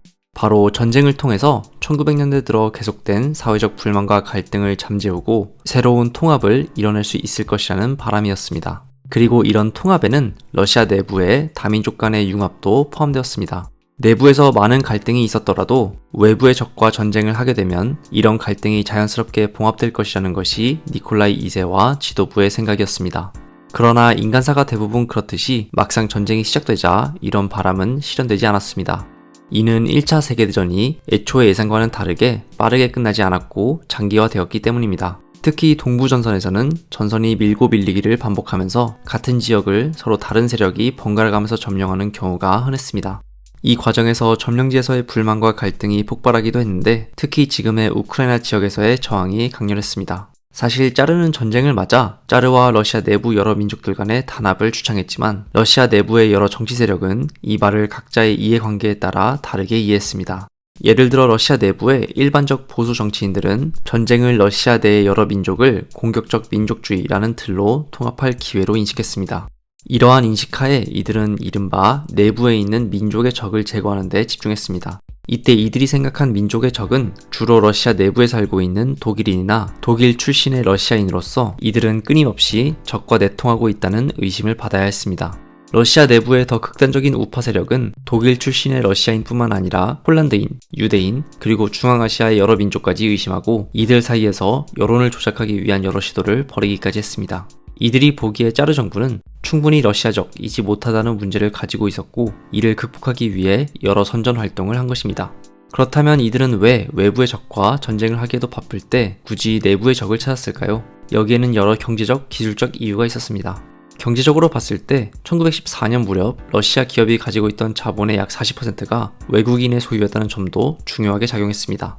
게다가 1900년 이후 수천 명의 엔지니어도 러시아로 유입되었습니다. 결과적으로 전쟁 직전 러시아 전체 엔지니어의 3분의 1, 전체 자본가의 10분의 1이 외국인이거나 외국 출신의 러시아인이었습니다. 이러한 상황은 보수적 러시아 민족주의 정치 세력 사이에서 산업화와 그로 인한 사회적 급변이 비러시아인에 의해 결정되고 있다는 인상을 강하게 남겼습니다. 짜르가 충분히 러시아적이지 못하다는 비판은 바로 이러한 맥락에서 이루어진 것이었습니다. 그러나 이런 불만이 있다고 해서 전쟁이 시작되자마자 기다렸다는 듯 갈등이 폭발하거나 박해가 이루어지지는 않았습니다. 사실 1914년 전쟁이 시작되었을 때만 해도 러시아 외무부는 적대국 민족 출신이라 하더라도 러시아에서 오래 살고 있는 이라면 안심하고 계속 살아도 된다는 점을 강조했습니다. 러시아 정부는 특히 재산권에 대해서는 걱정할 필요가 없음을 거듭 이야기했습니다. 그러나 전쟁이 시작되고 몇 달이 지나고 전쟁이 초기 예상과는 다르게 장기화됨에 따라 외국인, 그리고 외국 출신의 귀화 러시아인의 공식 법적 지위와 현장에서의 대우 모두 변하기 시작했습니다. 이러한 경향은 1915년 초반 독일군의 공격으로 우크라이나와 리투아니아, 벨라루스 지역 등의 주요 산업시설이 점령당하면서 더욱 심해졌습니다. 100만 명이 넘는 러시아 군인이 포로로 잡히는 상황은 덤이었습니다. 이러한 위기를 극복하기 위해 러시아 정부가 선택한 것은 징집을 강화하는 것이었습니다. 1914년 이전까지만 해도 러시아에서는 징집에 대한 다양한 예외나 특수한 규정이 있었지만 총력전을 맞아 이제는 40세 이상의 남성은 물론 홀로 가족을 부양하던 이들까지도 징집 대상에 포함되었습니다. 이렇게 징집 기준이 강화되면 당연히 사회적으로 다음과 같은 질문이 떠오르게 되는데요. 바로 징집이 공평하게 적용되고 있는가의 질문이었습니다. 그리고 다민족 국가였던 러시아에서는 특히 다양한 민족 간의 전쟁의 부담이 공평하게 짊어지고 있는지에 관한 갈등이 증폭되었습니다. 예를 들어 1916년 이전까지는 카카스와 중앙아시아를 비롯하여 무슬림이 많았던 지역에서는 징집의 예외가 광범위하게 적용되었으나 이후부터는 이러한 지역에서도 광범위한 징집이 본격화되었습니다. 이에 따라 이 지역들에서는 짜르 정부에 대한 저항이 강하게 일어났고 지역에 따라 준내전의 상황에까지 이르기도 했습니다. 이러한 저항은 러시아 주류 보수 세력 사이에서 내부의 비주류 민족에 대한 불신이 증폭되도록 만들었습니다. 그리고 이는 여러 가지 제도로 구체화되었는데요. 예를 들어 독일 출신의 러시아인들의 경우 비록 1914년 전쟁 발발 직후부터 정부로부터 일정한 통제를 받기는 했지만 그래도 큰 틀에서 봤을 때 기본적인 권리는 유지하고 있었습니다. 그러나 전쟁이 시작되고 해가 바뀜에 따라 언어와 종교 그리고 경제적 부분에서 점점 많은 차별을 겪었습니다. 급기야는 이들이 소유하고 있던 토지가 몰수되었는데 이는 앞서 언급되었던 전쟁 초기 외무부 장관의 장담과는 완전히 모순되는 것이었습니다. 뿐만 아니라 이 무렵 정부의 전쟁 프로파간다에는 독일군이 문명화되지 않은 야만인으로 묘사되었는데 이에 따라 러시아 내부에 살고 있던 독일인이나 독일 출신 러시아인들도 스파이나 배신자, 심지어는 러시아 민족에 기생하는 기생충으로 묘사되기 시작했습니다. 여담이지만 이는 약 20여 년 후 나치 독일에서 유대인이 묘사된 방법과 유사하다는 점에서 역사적으로 흥미로운 현상이라고 할 수 있겠습니다. 어쨌거나 외국인에 대한 혐오는 점점 심해져서 결국 1915년 5월 무렵에는 모스크바 지역의 시민들이 독일인이 소유하고 있던 기업과 공장을 파괴하기 시작했습니다. 5월 말이 되자 이러한 경향은 모스크바 외부로 확산되었고 페트로그라드, 아스트란, 트베리, 오데사, 하르키 등의 지역에서도 독일인에 대한 학살이 발생했습니다. 모스크바에서만 700개가 넘는 상점과 주택이 파괴되었는데 막상 러시아 자본가들 사이에서는 이러한 경향에 대한 반발이 있었다는 점은 흥미롭습니다. 이들은 러시아 경제에서 독일 출신의 자본가들이 차지하는 비중을 잘 알고 있었기 때문인데요. 특히 자본가들은 이러한 경향이 심해질 경우 점차 순수 러시아인 자본가에 대한 반감으로까지 확산될 수 있다는 점을 우려했는데 몇 년 후 벌어질 러시아 혁명을 생각해본다면 이러한 우려는 매우 정확한 것이었다고 볼 수 있습니다. 물론 전쟁의 분노에 직면해서 이러한 우려에도 불구하고 타민족 출신 자본가에 대한 반발은 수그러들지 않았고 결국 러시아에서는 타민족 출신 사람들의 은행 거래가 정지되는 일까지 발생했습니다. 흥미로운 점은 정부에 의해 적대적 외국인이라 공식적으로 불리는 대상이 시간이 지나면서 점점 확대되었다는 점입니다. 처음에 모스크바에 있는 533명의 외국인이 추방되었을 때 러시아 정부는 공식적으로 스파이 혐의를 띠고 있는 이들만 이러한 조치에 해당한다고 발표했습니다. 그러나 한번 마음 놓고 탄압할 수 있는 개념, 즉 적대적 외국인이라는 개념이 사용되자 이 개념을 충족하는 조건이 점점 폭넓게 적용되기 시작했습니다. 이미 1915년 말에는 사실상 러시아인이 보기에 마음에 들지 않는 이들을 모두 이 개념으로 가리킬 수 있었습니다. 이러한 혐오의 확산은 특히 이전 세대의 러시아로 이주했지만 이미 러시아 사회에 동화되고 살고 있던 독일 출신의 가정에 치명적이었습니다. 심지어 이주한 후 이미 러시아인과 결혼한 독일인과 그 자녀들도 추방되기 시작했습니다. 추방되었던 한 가족의 일기에는 다음과 같은 글이 적혀 있었습니다. 우리는 어머니로부터 러시아 정교회 교육을 받았다. 우리는 학교에서 배운 것만큼의 최소한의 독일어만 할 수 있다. 어머니와 우리 또한 러시아 국적을 인정받았다. 그럼에도 불구하고 우리는 우리를 적으로 인식하는 법의 통제하에 놓여 있다.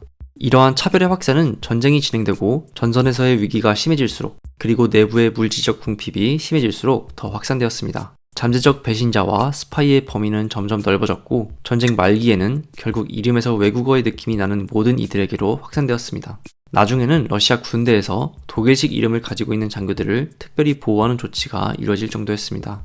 결국 1차 세계대전이라는 역사상 그 규모에서 유례없는 전쟁은 러시아 내부에서 타민족에 대한 점점 더 많은 의심과 혐오를 낳았습니다. 전쟁 중 러시아가 새로 점령한 지역에서는 민간인 재산 몰수와 강제 이동이 점점 더 빈번하게 이뤄졌고 이 과정에서 폭력은 정당한 수단으로 여겨지기 시작했습니다. 그리고 새로 점령한 지역에서의 민간인들을 적대적으로 대할수록 내부의 외부인에 대한 반감 또한 함께 증폭되었습니다. 외부의 적에 대한 적대감이 내부의 타자에 대한 혐오로 이어지고 그 혐오가 다시 외부의 적에 대한 혐오로 이어지는 악순환이 완성되었습니다. 그런데 이런 탄압이 일방적인 역사적 효과만을 낳은 것은 아니었습니다. 사실 1914년 이전까지만 해도 러시아 내부의 다양한 독일인과 동유럽, 중앙아시아 민족들이 어느 정도 러시아 정부에 협력할 마음의 준비가 되어 있었지만 전쟁이 진행되고 탄압이 심해질수록 이러한 여론이 급격히 줄어들었기 때문입니다. 결국 1916년 이후 러시아가 전쟁을 수행하기가 점점 더 어려워지고 짜르 정부의 정당성이 흔들릴 때 러시아 내부의 여러 민족들은 이전과 다르게 더 이상 정부에 협력하지 않았습니다. 이전에 협력했을 때도 탄압을 피하지 못했는데 굳이 정부에 순응할 필요가 없었기 때문입니다. 이러한 변화는 짜르 정부가 1917년 러시아 혁명을 맞아 몰락하는 데 중대한 영향을 끼쳤으니 결국 1차 세계대전 당시 러시아에서는 혐오의 정치가 일시적으로는 통쾌함을 가져다 주었을지언정 궁극적으로는 정부의 몰락에 기여한 셈입니다. 1917년 초 러시아는 1차 세계대전으로 인해 매우 어려운 상황에 빠져 있었습니다. 2년 반 전 전쟁이 처음 발발했을 때는 사회 전체적으로 전쟁에 대한 지지가 높았는데요. 전쟁이 시작되면서 당시 수도였던 상트페테르부르크가 독일식 이름이라는 이유로 페트로그라드로 개칭될 정도였습니다. 그러나 막상 수년에 걸쳐 전쟁이 지속되자 전쟁에 대한 반발심이 매우 커지게 됩니다. 전쟁으로 인해 약 600만 명의 사상자가 발생했을 뿐만 아니라 페트로그라드를 비롯하여 러시아 전체에 매우 심각한 식량난이 발생했기 때문입니다. 이런 식량난은 마침 1916년에서 1917년으로 넘어가는 겨울이 특히 혹독해서 더욱 심화되었죠. 게다가 이미 1차 세계대전이 발발하기 전부터 러시아 시민들의 차르 체제에 대한 불만은 19세기 말과 20세기 초를 거치며 장기적으로 누적되어 있던 상태였습니다. 그러니까 1917년 초의 차르 체제는 매우 불안정한 상태에 놓여 있었던 셈입니다. 이런 불안한 상황은 마침내 1917년 2월이 되면서 폭발하게 되는데요. 차르 정부의 전시 식량 배급에 불만을 가지고 있던 페트로그라드의 시민들이 봉기했기 때문입니다. 이는 앞서 말씀드린 것처럼 이해의 겨울이 특히나 혹독했기 때문이기도 했고, 전쟁을 겪으며 철도 시스템이 붕괴했기에 수도로의 식량 공급이 원활하지 못했기 때문이기도 했습니다. 어쨌든 2월 23일 국제 여성의 날을 맞아 페트로그라드의 여성들이 대규모 시위를 시작했는데요. 여기서 한 가지 의문이 들 수 있습니다. 오늘날 국제 여성의 날은 3월 8일이기 때문입니다. 국제 여성의 날이 중간에 바뀐 것일까요?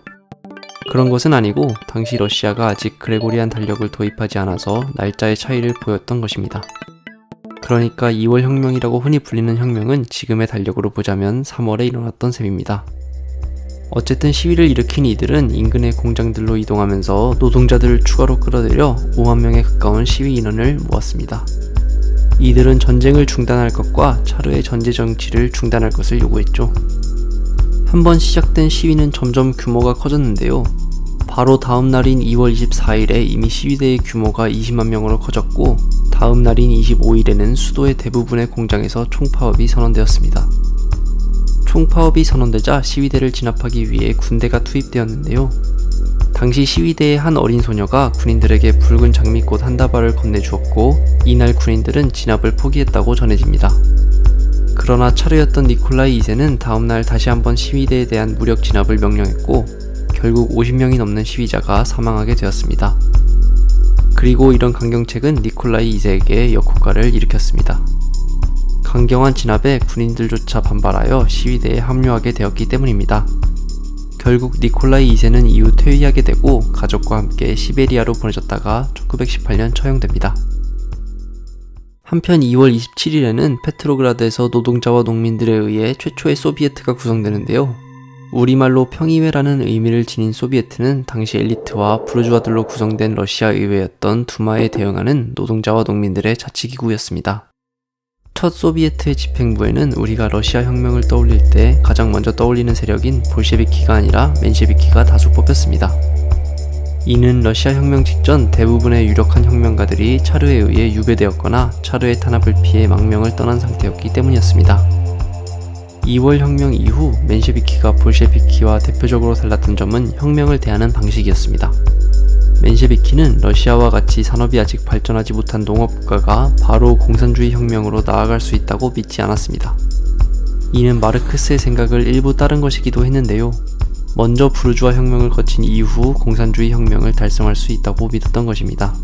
따라서 멘셰비키는 당시 의회였던 두마에서 먼저 부르주아 혁명으로 나아가는 임시정부를 구성할 것을 주문했고, 두마는 실제로 임시정부를 구성하죠. 소비에트와 임시정부가 공존하는 이 시기를 두고 흔히 이중 권력 체제라고 부르는 것은 바로 이 때문입니다. 그런데 이런 멘셰비키의 혁명 방법론에 대해서 시위를 일으켰던 노동자와 농민들은 불만이 아주 많았습니다. 이는 두마에 의해 성립된 임시정부가 기본적으로 엘리트 부르주아 출신들로 이루어졌기 때문이었습니다. 또한 이는 곧바로 공산주의로 나아가는 것이 아닌 이른바 부르주아 혁명을 한번 거치는 것이었기에 시위를 통해 급진화된 시민들의 요구를 만족시킬 수 없었기 때문입니다.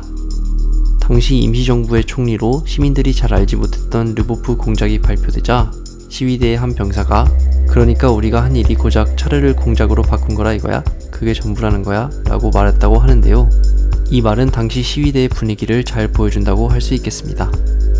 상황이 이러했기 때문에 이중권력 체제라는 이름 하에 임시정부와 소비에트가 공존하긴 했지만 일반 시민들 사이에서는 소비에트가 훨씬 더 강한 정치적 권위를 발휘했습니다. 그런데 지금까지의 진행 과정을 봤을 때 한 가지 눈에 띄는 점이 있는데요.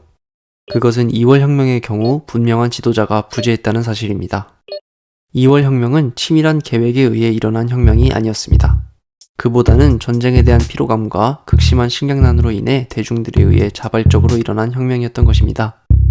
그렇다면 여기서 한 가지 의문이 들 수 있는데요. 만약 2월 혁명이 특별한 계획이나 특정 지도자에 의해 일어난 혁명이 아니라면 우리가 러시아 혁명을 생각할 때 가장 먼저 떠올리는 인물 중 하나인 레닌은 당시에 무엇을 하고 있었을까요? 레닌은 2월 혁명이 발발하기 이전까지 스위스에서 망명 생활을 보내고 있었습니다. 사실 레닌은 1905년에서 1906년 사이에 6달 정도 머문 것을 제외한다면 이전의 17년 동안 대부분의 시간을 유럽에서의 망명 생활로 보내고 있었습니다. 2월 혁명이 발발했다는 소식을 들은 레닌은 귀국 계획을 짜는데요. 그런데 당시 독일과 러시아가 전쟁을 벌이는 상황에서 레닌은 어떻게 스위스에서 동부전선을 통과해 페트로그라드에 안전하게 도착할 수 있었을까요?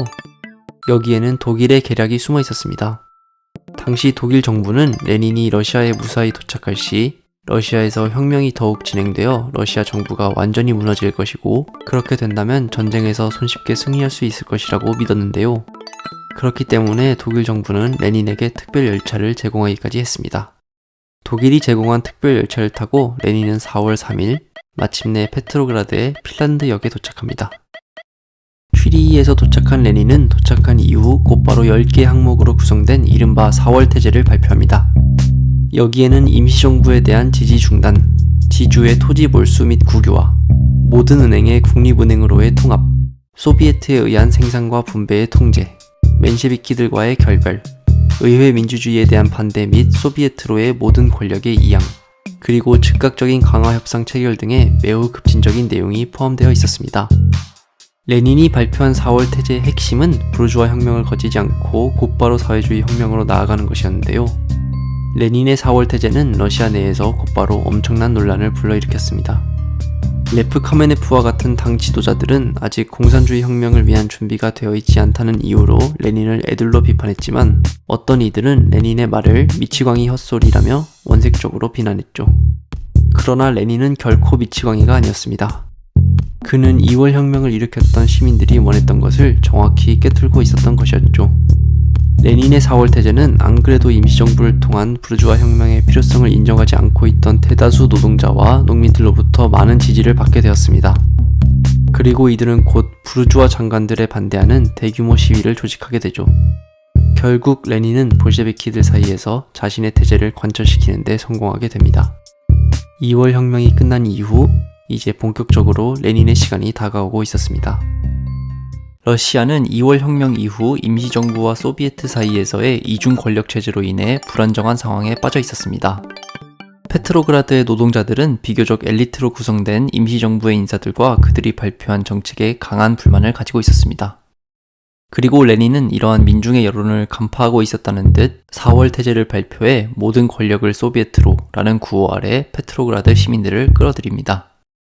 이 구호 아래 7월에는 노동자와 군인들이 페트로그라드에서 대규모 시위를 벌였는데요. 임시정부는 시위를 진압하는 과정에서 100명이 넘는 시민들을 사살하는 등 매우 강경하게 나서게 되죠. 게다가 임시정부는 레닌을 체포하고자 했는데요. 이 때문에 레닌은 임시정부의 탄압을 피해 페트로그라드를 벗어나 다시 도주해야 했습니다.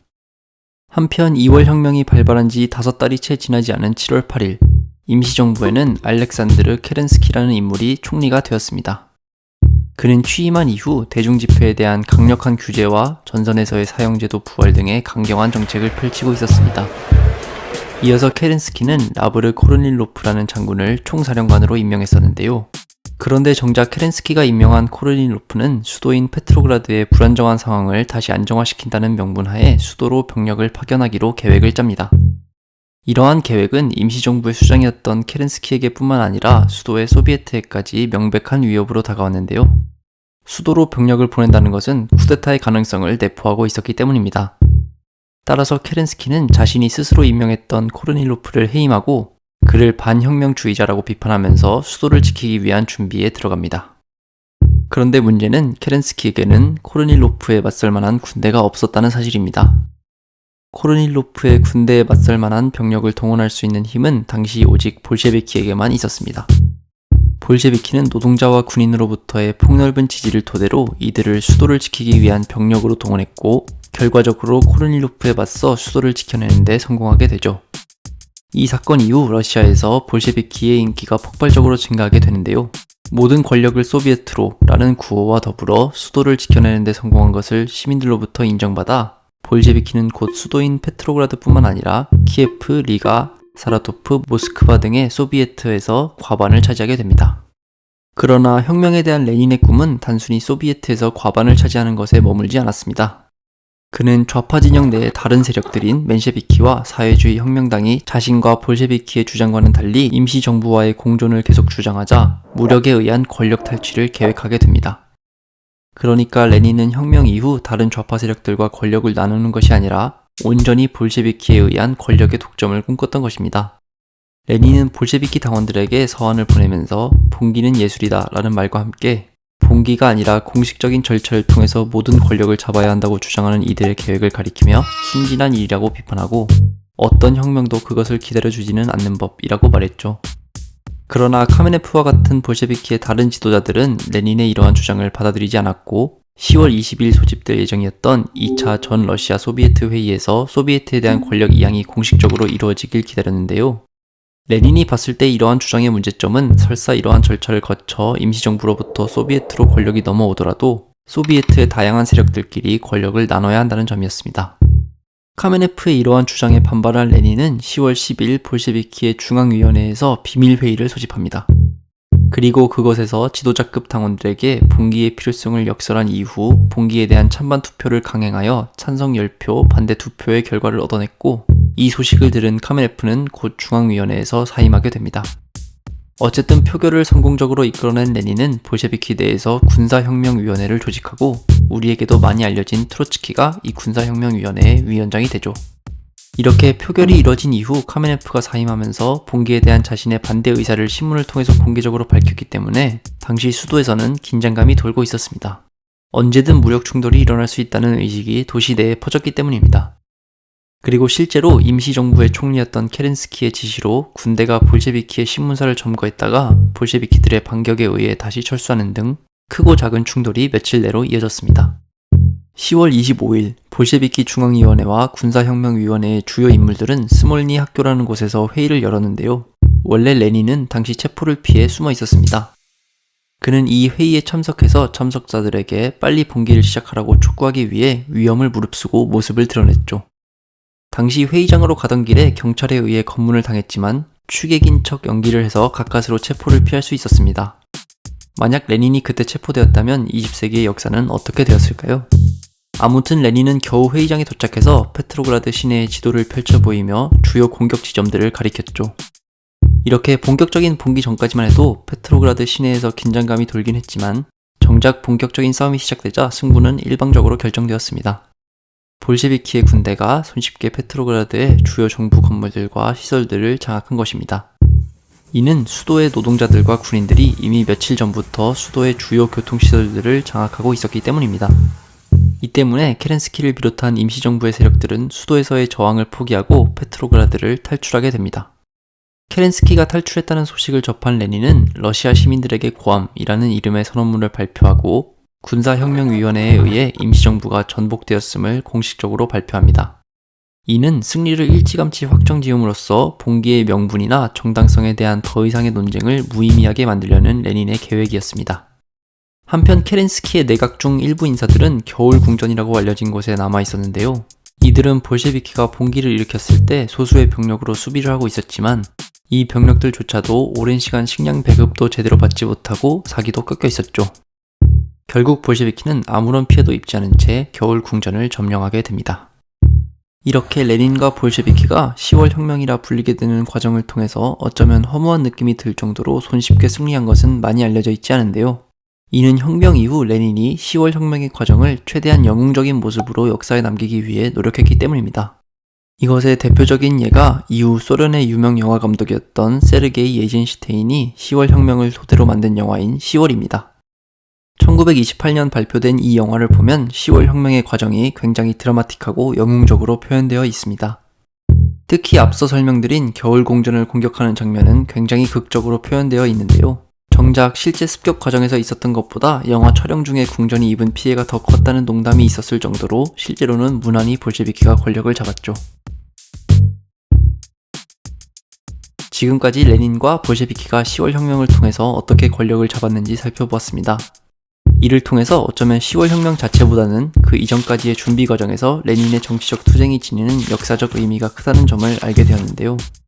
그리고 그 과정의 결과 10월 혁명을 통해서 비교적 손쉽게 권력을 잡긴 했지만 이들에게는 앞으로 험난한 여정이 남아 있었습니다. 아직 1차 세계대전 속에서 독일과의 전쟁은 진행 중이었고 레닌과 볼셰비키는 광활한 러시아 영토 속에서 아직 수도인 페트로그라드만을 장악했을 뿐이었죠. 때문에 러시아는 향후 몇 년 동안 어쩌면 혁명 그 자체보다도 더 힘겹고 잔혹했다고 표현할 수 있을 내전에 휩싸이게 됩니다. 2022년 2월, 푸틴의 러시아가 우크라이나를 침공함으로써 우크라이나 전쟁이 시작되었습니다.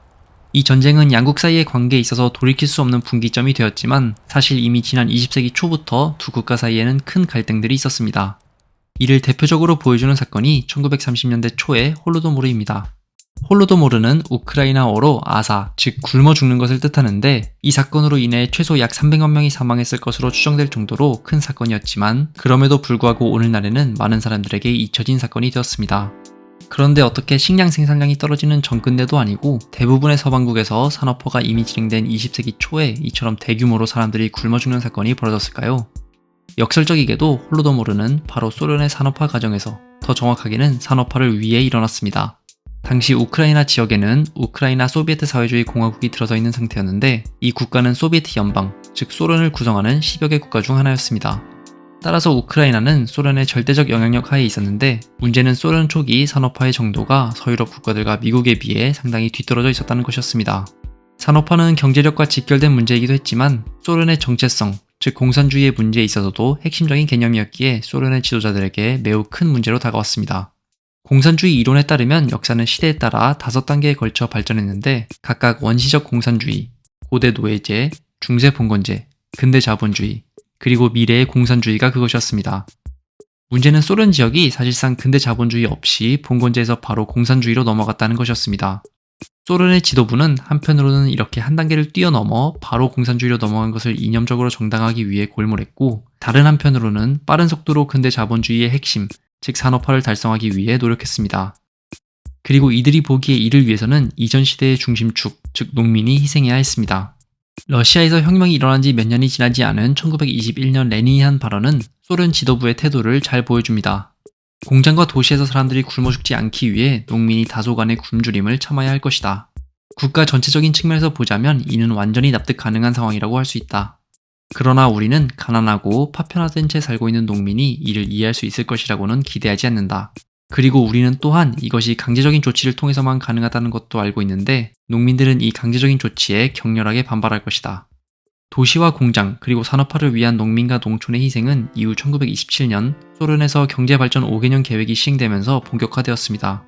이전까지는 소련의 농촌에서 자발적인 집단화가 시행되었던 반면 이후부터는 강제적인 집단화가 이루어졌습니다. 소련 지도부는 농민들이 나눠 가지고 있던 농지를 단일화하고 새로운 경작 방법과 기계화를 통해 농작물의 생산량을 늘릴 수 있을 것이라고 믿었습니다. 또한 이전까지만 해도 농민들이 일정량의 경작물을 사유재산으로 가지고 있는 것을 허용해줬었는데 집단 농장화를 통해 이를 금지하면 이것 또한 생산량의 증가에 기여할 것이라고 기대했습니다. 물론 이런 과정을 통해 생산된 농작물은 농촌의 것이 아니었습니다. 농촌에서 생산된 작물은 외국으로 수출될 것이었고 이렇게 수출을 통해 벌어들인 돈은 산업화를 위해 필요한 장비 및 시설을 수입하는 데 쓰일 예정이었습니다. 즉 레닌이 말한 대로 공장과 도시를 위해 농촌이 희생해야 한다는 생각이 몇 년 후 그의 사후에도 여전히 유효했다는 것을 알 수 있습니다. 그러나 역사라는 스포일러를 통해 모두가 알게 되었듯이 집단 농장화는 성공하지 못했습니다. 강제적인 집단화 과정에서 경작 가능한 농지의 규모도 농사를 위해 필요한 가축의 양도 줄어들었습니다. 초기에도 이미 집단 농장화 이전에 비해 농지의 규모는 14%, 수확량은 이보다 더 심한 20% 넘게 감소했습니다. 이런 상황에서 1931년과 32년 대대적인 흉작이 일어나면서 대규모 아사 상태가 벌어졌습니다.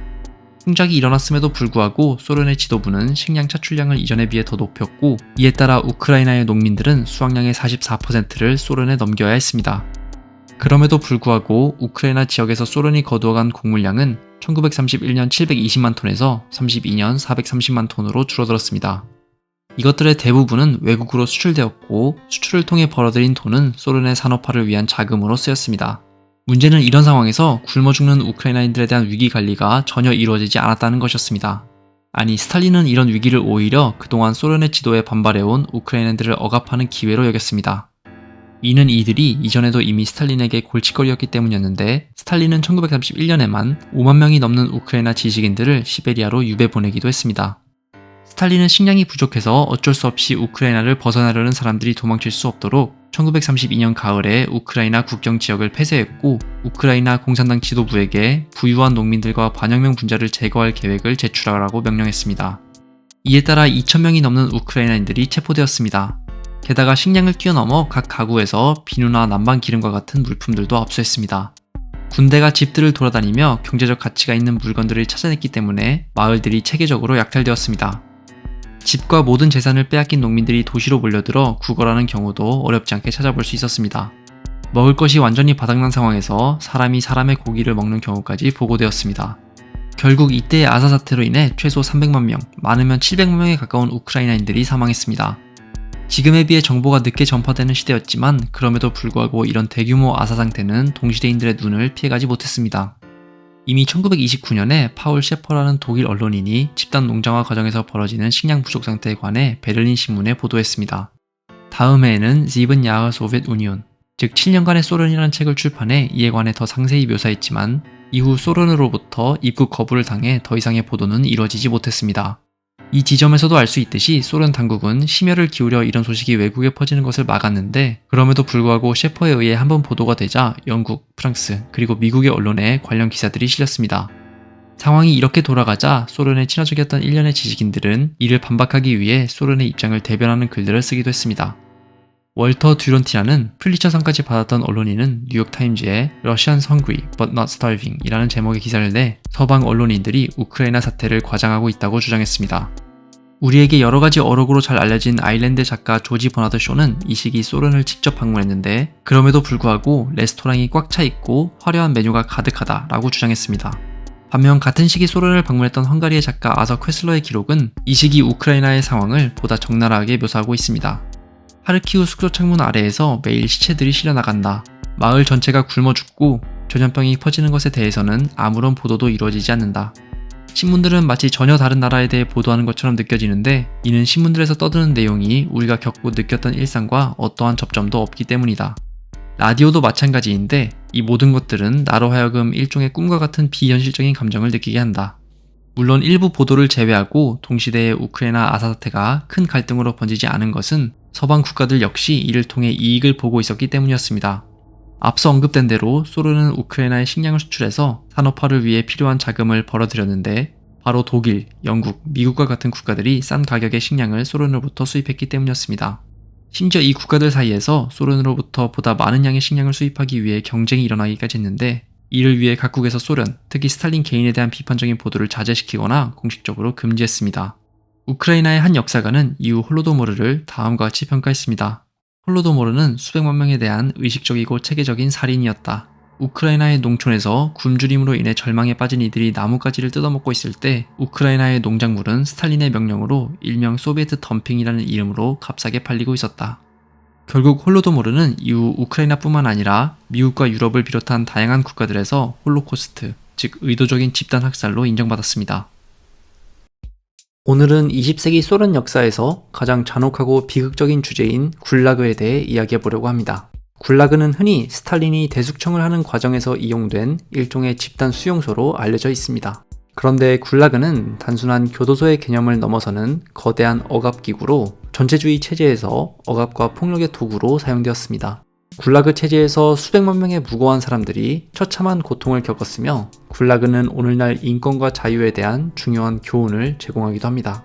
굴라그라는 이름은 국가정치국 내 강제노동 및 교정수용소 본부라는 러시아어 약어에서 유래했습니다. 굴라그는 1929년에 시작되어 1950년대 중반까지 지속되었으며 정확히는 알 수 없지만 공식적으로만 최소 370만 명의 사람이 이 수용소를 거쳐갔습니다. 수감자들은 다양한 원인으로 인해 사망했는데요. 단순히 시베리아와 같이 먼 거리에 있는 굴라그로 이송되다가 사망하는 경우도 있었지만 물과 식량이 부족한 상황에서 지나친 노동으로 인해 병들어 죽는 경우도 흔했습니다. 혹은 굴라그 안에서의 생활 규칙을 지키지 않아 처형당하거나 괴로운 생활을 견디지 못하고 탈출을 시도하다가 총살당하는 경우도 적지 않았습니다. 심지어 같은 수감자들끼리 살인이 벌어지는 경우도 종종 일어났습니다. 열악한 위생 환경으로 인해 전염병에 걸리거나 강제 노동을 하는 과정에서 사고사가 발생하기도 했습니다. 강제 노동을 시켰다는 사실에서 알 수 있듯이 굴라그의 목표는 단순히 범죄자를 제거하거나 처벌하는 것은 아니었습니다. 처벌의 목적도 분명히 있었지만 굴라그는 엄연한 교화의 장소로서 수감자를 새로운 소련의 인민으로 재교육하려는 목적도 가지고 있었습니다. 때문에 굴라그에서는 정기적으로 수감자의 재교육을 위한 일종의 교육 및 문화 프로그램이 진행되기도 했습니다. 물론 수감된 이의 노동력을 착취함으로써 소련의 경제 발전에 이용하려는 의도도 존재했습니다. 굴라그는 또한 소련의 산업화와 경제 개발에서 중요한 역할을 했습니다. 수감자들은 철도 건설, 도로 정비, 삼림 벌목, 광산 작업 등 다양한 중노동에 투입되었으며 이는 소련의 국가 인프라 구축의 필수적인 요소였습니다. 즉 굴라그는 처벌과 착취라는 이중의 성격을 가지고 있었던 셈입니다. 굴라그는 소련 내 여러 지역에 흩어져 있었으며 시베리아와 같이 사람이 살기 힘든 극한의 환경에도 위치했습니다. 이러한 지역들은 주로 고립되어 있었고 수감자들이 탈출하기 힘든 곳으로 만들어졌습니다. 그런데 굴라그의 위치는 생각보다 수감자의 생활에 중요한 역할을 했습니다.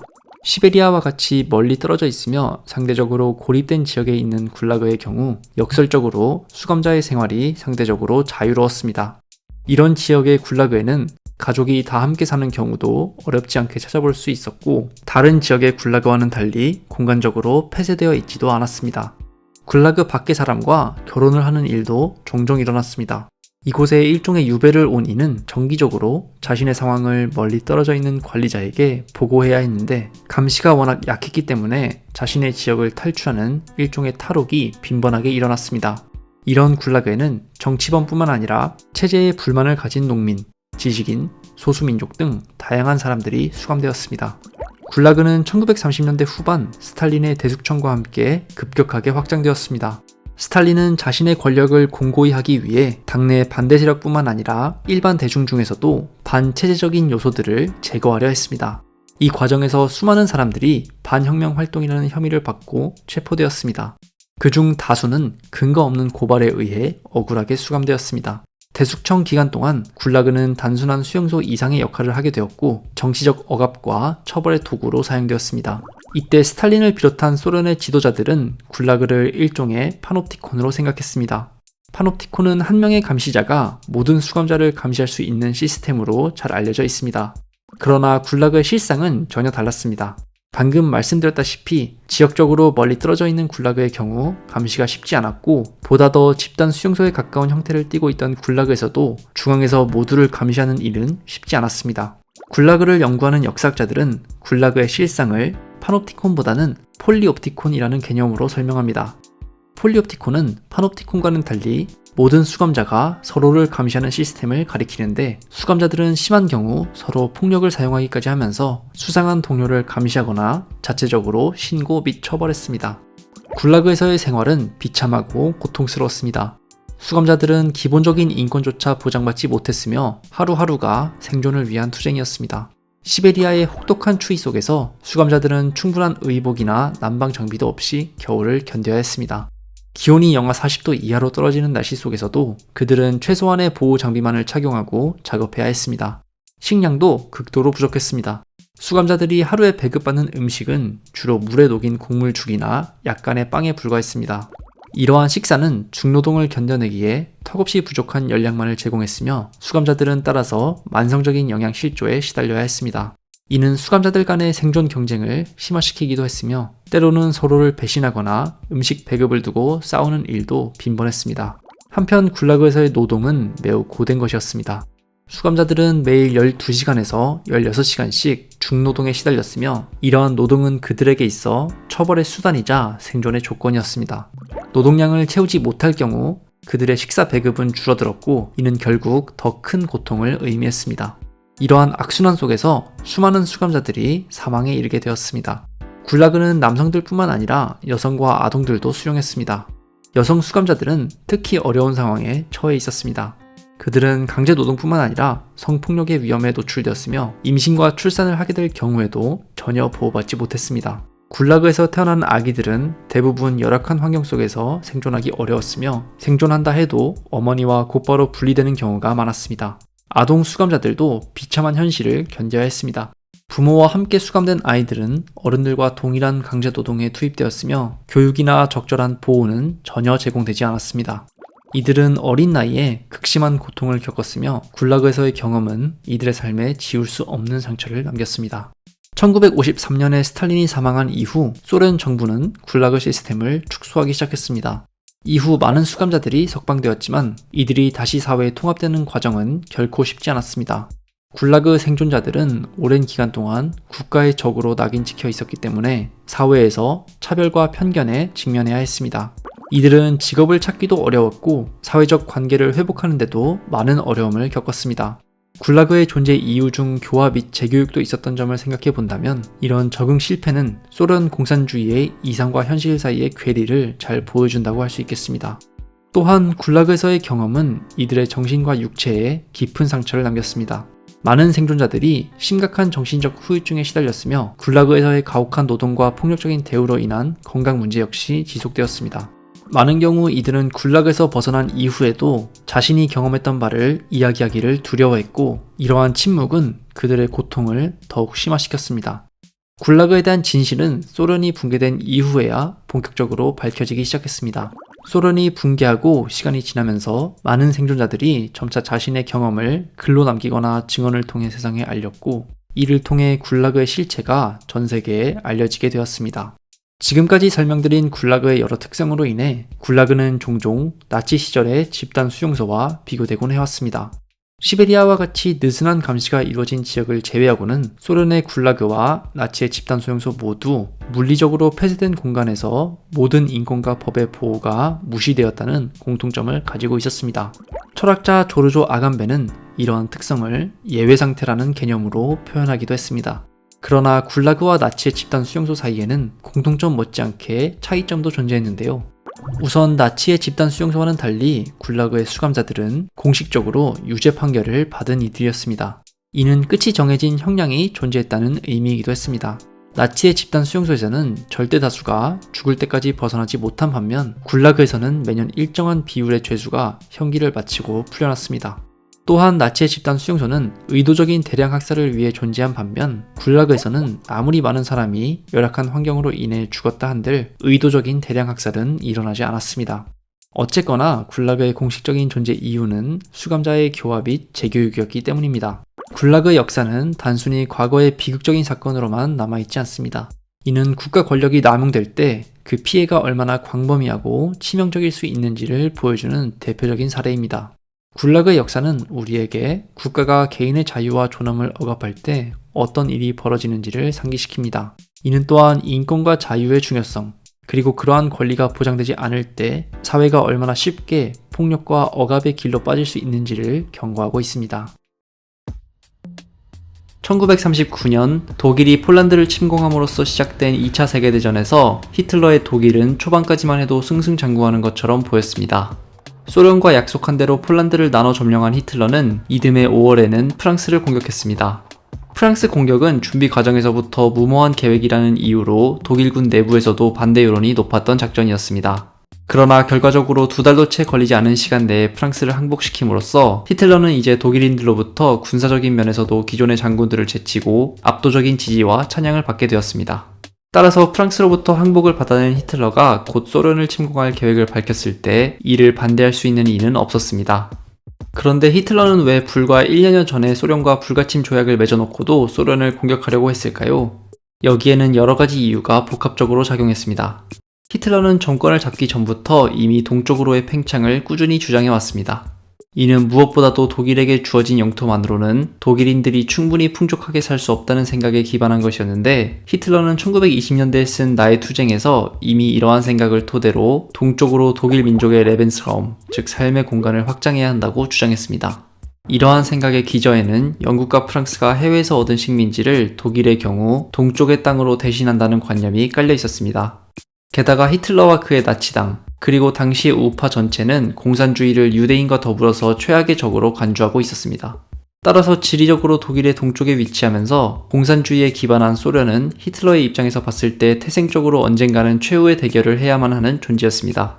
히틀러가 소련을 공격하기 직전 군 장교들을 모아놓고 한 발언에서 소련과의 전쟁이 인종과 이데올로기적 선멸전이며 전쟁 국제법을 완전히 무시해도 된다고 말한 것에는 이러한 배경이 있었던 것입니다. 한편 히틀러는 프랑스를 공격하고 항복시킨 이후 영국에 대한 공격을 시작했는데, 공군에 의존할 수밖에 없었던 영국 공략은 프랑스의 경우와는 달리 빠른 시간 안에 완성을 거두기 어려웠습니다. 히틀러는 처음부터 이러한 어려움을 예측했기 때문에 영국을 완전히 굴복시키는 대신에 영국과 협상을 할 생각이었습니다.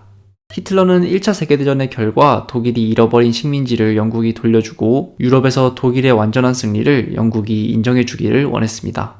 그러나 영국은 히틀러가 원하는 대로 해줄 생각이 없었고, 히틀러는 소련을 굴복시킴으로써 영국이 유럽 대륙에서 독일의 완전한 승리를 인정할 수밖에 없게 만들고자 했습니다. 역사학자들이 히틀러가 모스크바를 통해서 런던을 공격했다고 말하는 것은 바로 이러한 이유 때문입니다.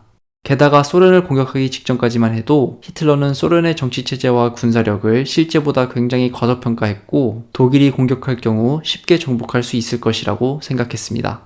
그러니까 1941년 6월 22일 이른바 바르바로사 작전을 통해 300만 명의 병력을 동원해 소련을 공격할 때까지만 해도 히틀러는 소련을 상대로 프랑스의 경우와 마찬가지로 빠르게 승리를 확정지을 수 있다고 믿었습니다.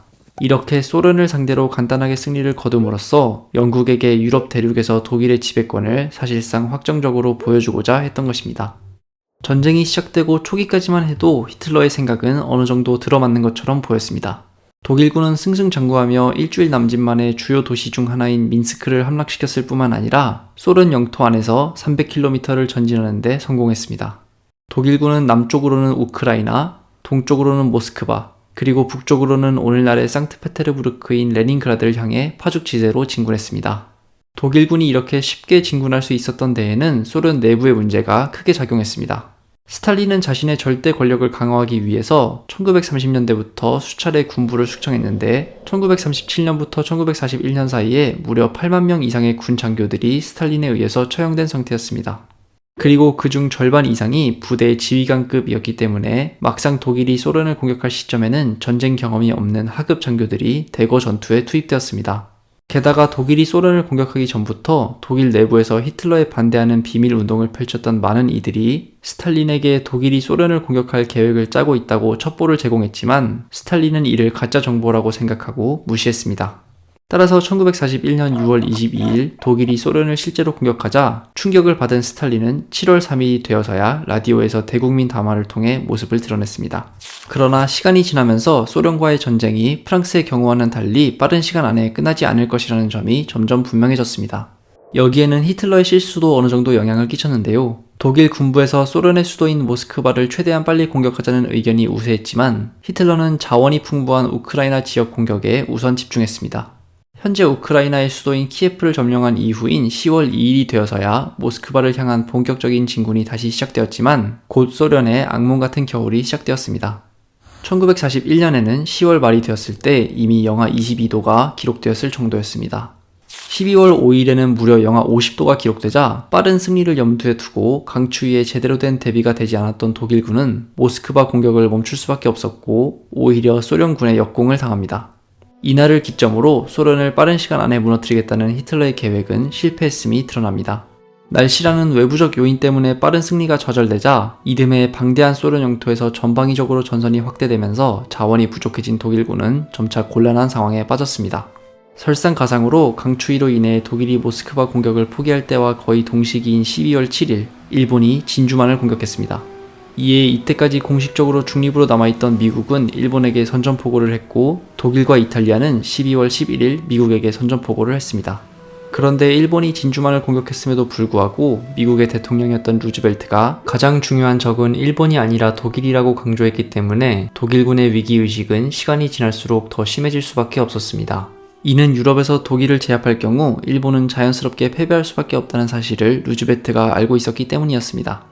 소련과 미국 모두와 전쟁을 벌이게 되면서 시간과 자원이 부족해진 히틀러는 1942년 8월 소련 남부의 주요 전략 지역이면서 이름 때문에 상징적인 의미까지 지닌 스탈린그라드를 총공격하기로 결정하지만 5개월이 넘는 기간 동안 양쪽 합쳐 200만 명이 넘는 사상자가 발생한 전투에서 독일은 최종적으로 패배했습니다. 그리고 총력을 다한 스탈린그라드 전투 이후 독일군은 소련과의 전쟁에서 몇 차례 반격을 시도함에도 불구하고 꾸준히 밀리면서 패색이 짙어지게 됩니다. 심지어 1944년 6월에는 연합군에 의해서 프랑스에서 노르망디 상륙이 이뤄지면서 파리를 비롯한 프랑스 지역이 해방되었고 서쪽과 동쪽 양쪽에서 싸우게 되면서 패배는 더욱 가속화되었습니다. 결국 동쪽에서 소련군이 독일 영토 안까지 진군했고 1945년 4월 30일 히틀러는 지하 벙커에서 스스로 목숨을 끊었으며 5월 8일 독일이 무조건 항복에 서명하면서 유럽에서의 2차 세계대전은 끝을 맞이합니다. 그런데 소련은 초기에 부실한 상황에도 불구하고 어떻게 독일의 공격을 막을 수 있었던 것일까요? 여기에는 앞서 언급된 대로 날씨가 결정적인 역할을 했지만 그렇다고 오로지 날씨와 같은 외부적인 요인만이 작용한 것은 아니었습니다. 전쟁 초기 300만 명에 가까운 병력을 잃고 대부분의 주요 산업시설이 파괴되었지만 스탈린은 독일 공군의 공격을 피할 수 있는 동쪽의 우랄 지역에서 산업시설을 재정비했습니다.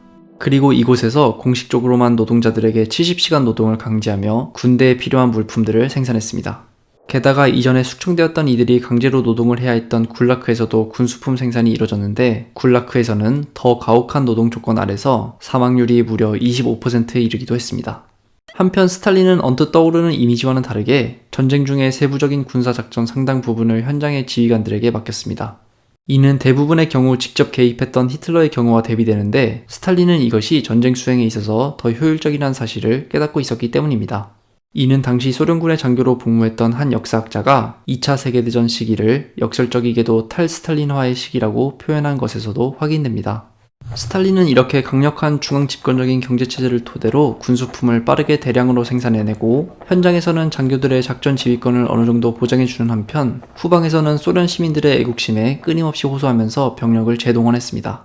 스탈린은 매우 영리하게도 일반 시민들을 동원하는 데에는 공산주의 이념보다는 민족주의에 호소하는 것이 더 효과적이라는 것을 알고 있었습니다. 전쟁이 시작되자 당시 국가였던 인터내셔널가와 같이 공산주의를 나타내는 상징들을 이용하는 것을 피하고 전통적인 러시아 민족의 영웅들을 일상에서 여기저기 이용했습니다. 심지어 인민의 아편으로 공산주의 하에서 억압받던 러시아 정교회에 대한 규제 또한 상당 부분 완화해주는 대신 교회가 도덕적으로 정부를 지원하고 참전을 독려하도록 만들었습니다. 한편 앞서 언급되었듯이 히틀러는 소련과의 전쟁에서 군인들에게 국제법을 완전히 무시해도 된다고 지시했기 때문에 독일군은 소련 땅에서 집단적 학살을 비롯한 너무나 많은 범죄를 저질렀습니다. 따라서 많은 소련 시민들이 독일에게 어떻게든 복수해야 한다는 감정을 가지게 되었는데요. 실제로 이때 당시 소련군에서 일반 사병으로 복무했던 이들을 상대로 행해졌던 조사에 따르면 이들이 참전한 이유 중에 가장 큰 이유가 독일인에 대한 증오였었죠. 이는 1차 세계대전의 트라우마로 어떻게든 독일과의 전면전을 피하고 싶었던 프랑스의 경우와 크게 대비된다고 할 수 있겠습니다. 이렇듯 공산주의 체제의 엄격함을 잠시 저버리고 민족주의 감정과 조국애에 호소하여 독일로부터 효과적으로 소련을 지켜냈지만 그 결과 소련은 여태까지의 전쟁 중 최악의 피해를 입었습니다. 4년간의 전쟁을 겪으며 무려 2,500만 명에서 4천만 명 사이의 사람들이 죽은 것입니다. 그러나 종전 후 2차 세계대전은 소련에서 다시 공산주의와 소비에트 체제를 정당화해주는 강력한 신화로 재가공됩니다.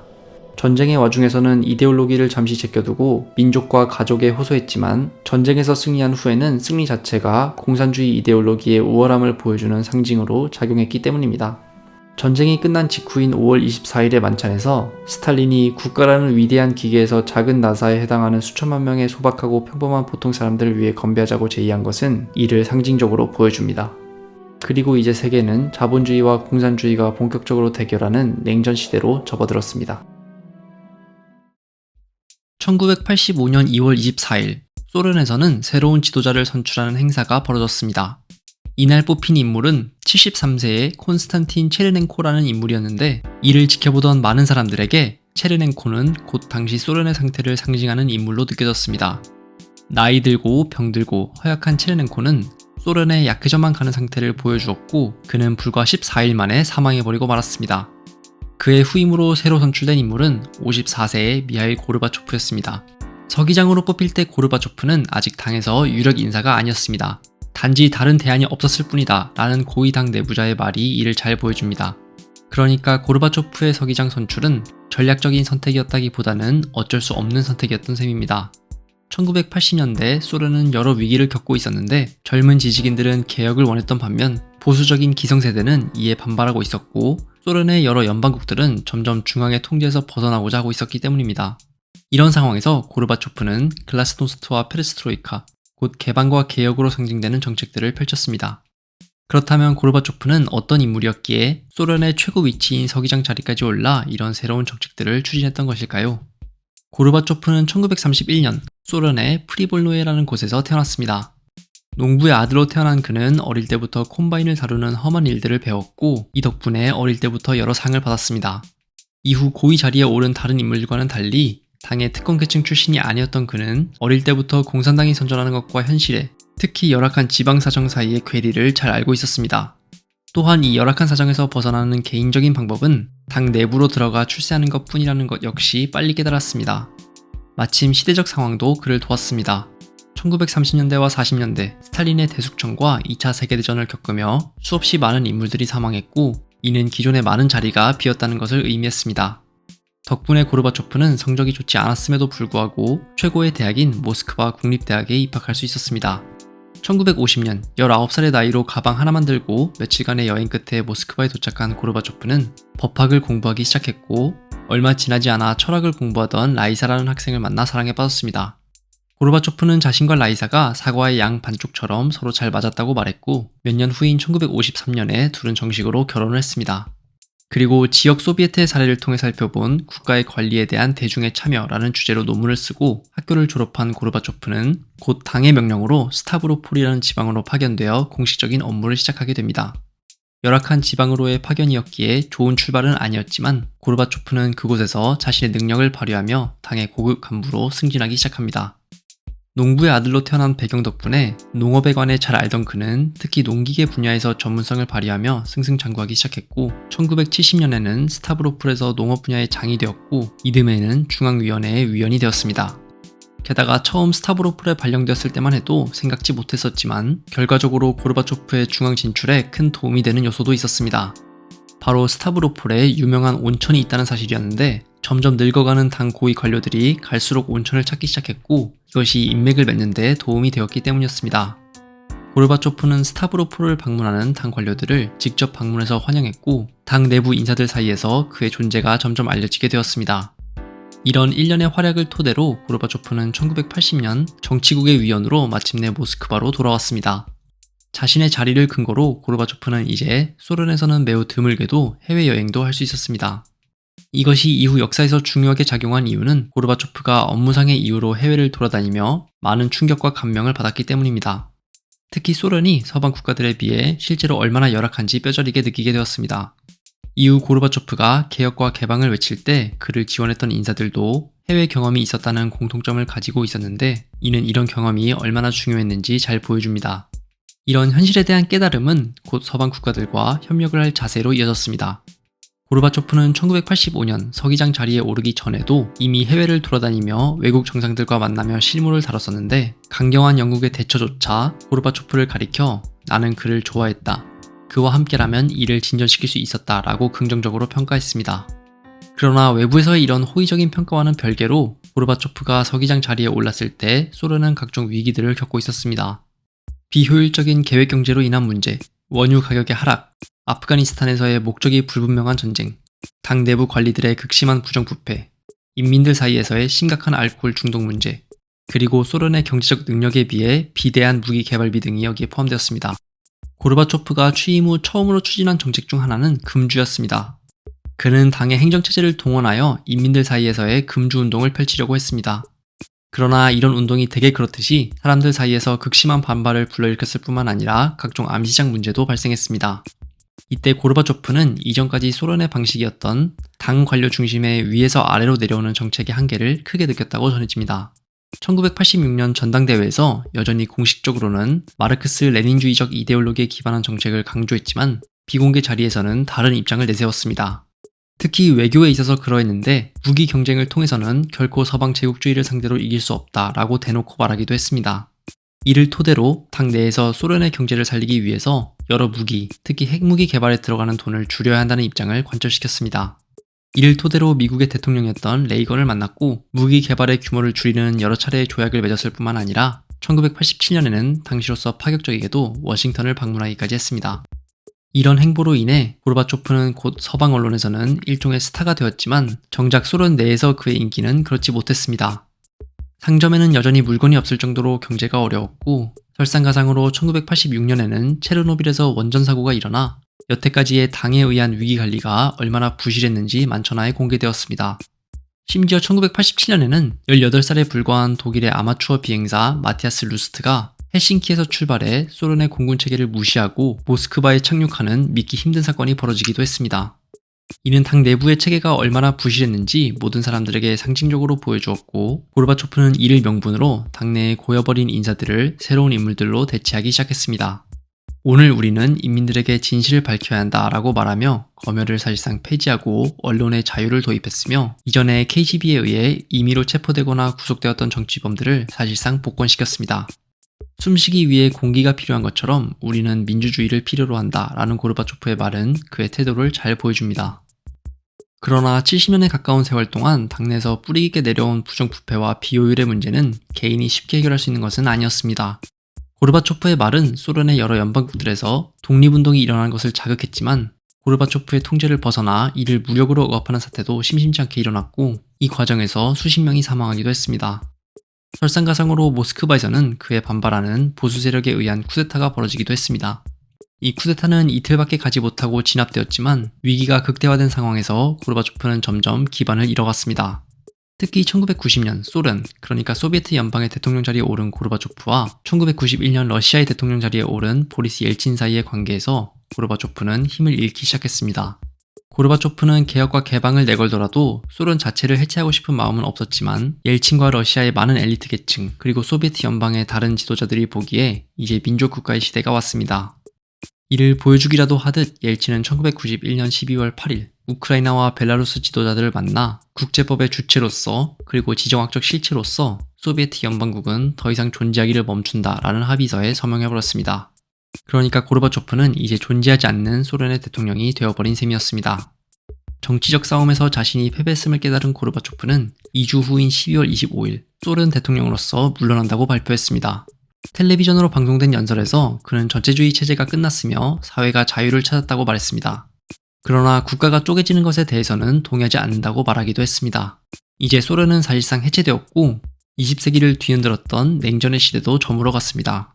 그리고 이런 과정의 중심에 있었던 고르바초프는 서방에서는 변화와 개혁의 상징이자 동독과 동유럽의 자유를 가져다준 인물이 되었지만 러시아 내에서는 반역자라는 평가를 받을 뿐만 아니라 이후 러시아에서 발생할 각종 혼란과 위기의 원흉으로 지목되었습니다. 이런 점에서 고르바초프는 한 인물에 대한 평가가 얼마만큼 다층적일 수 있는지 잘 보여준다고 할 수 있겠습니다.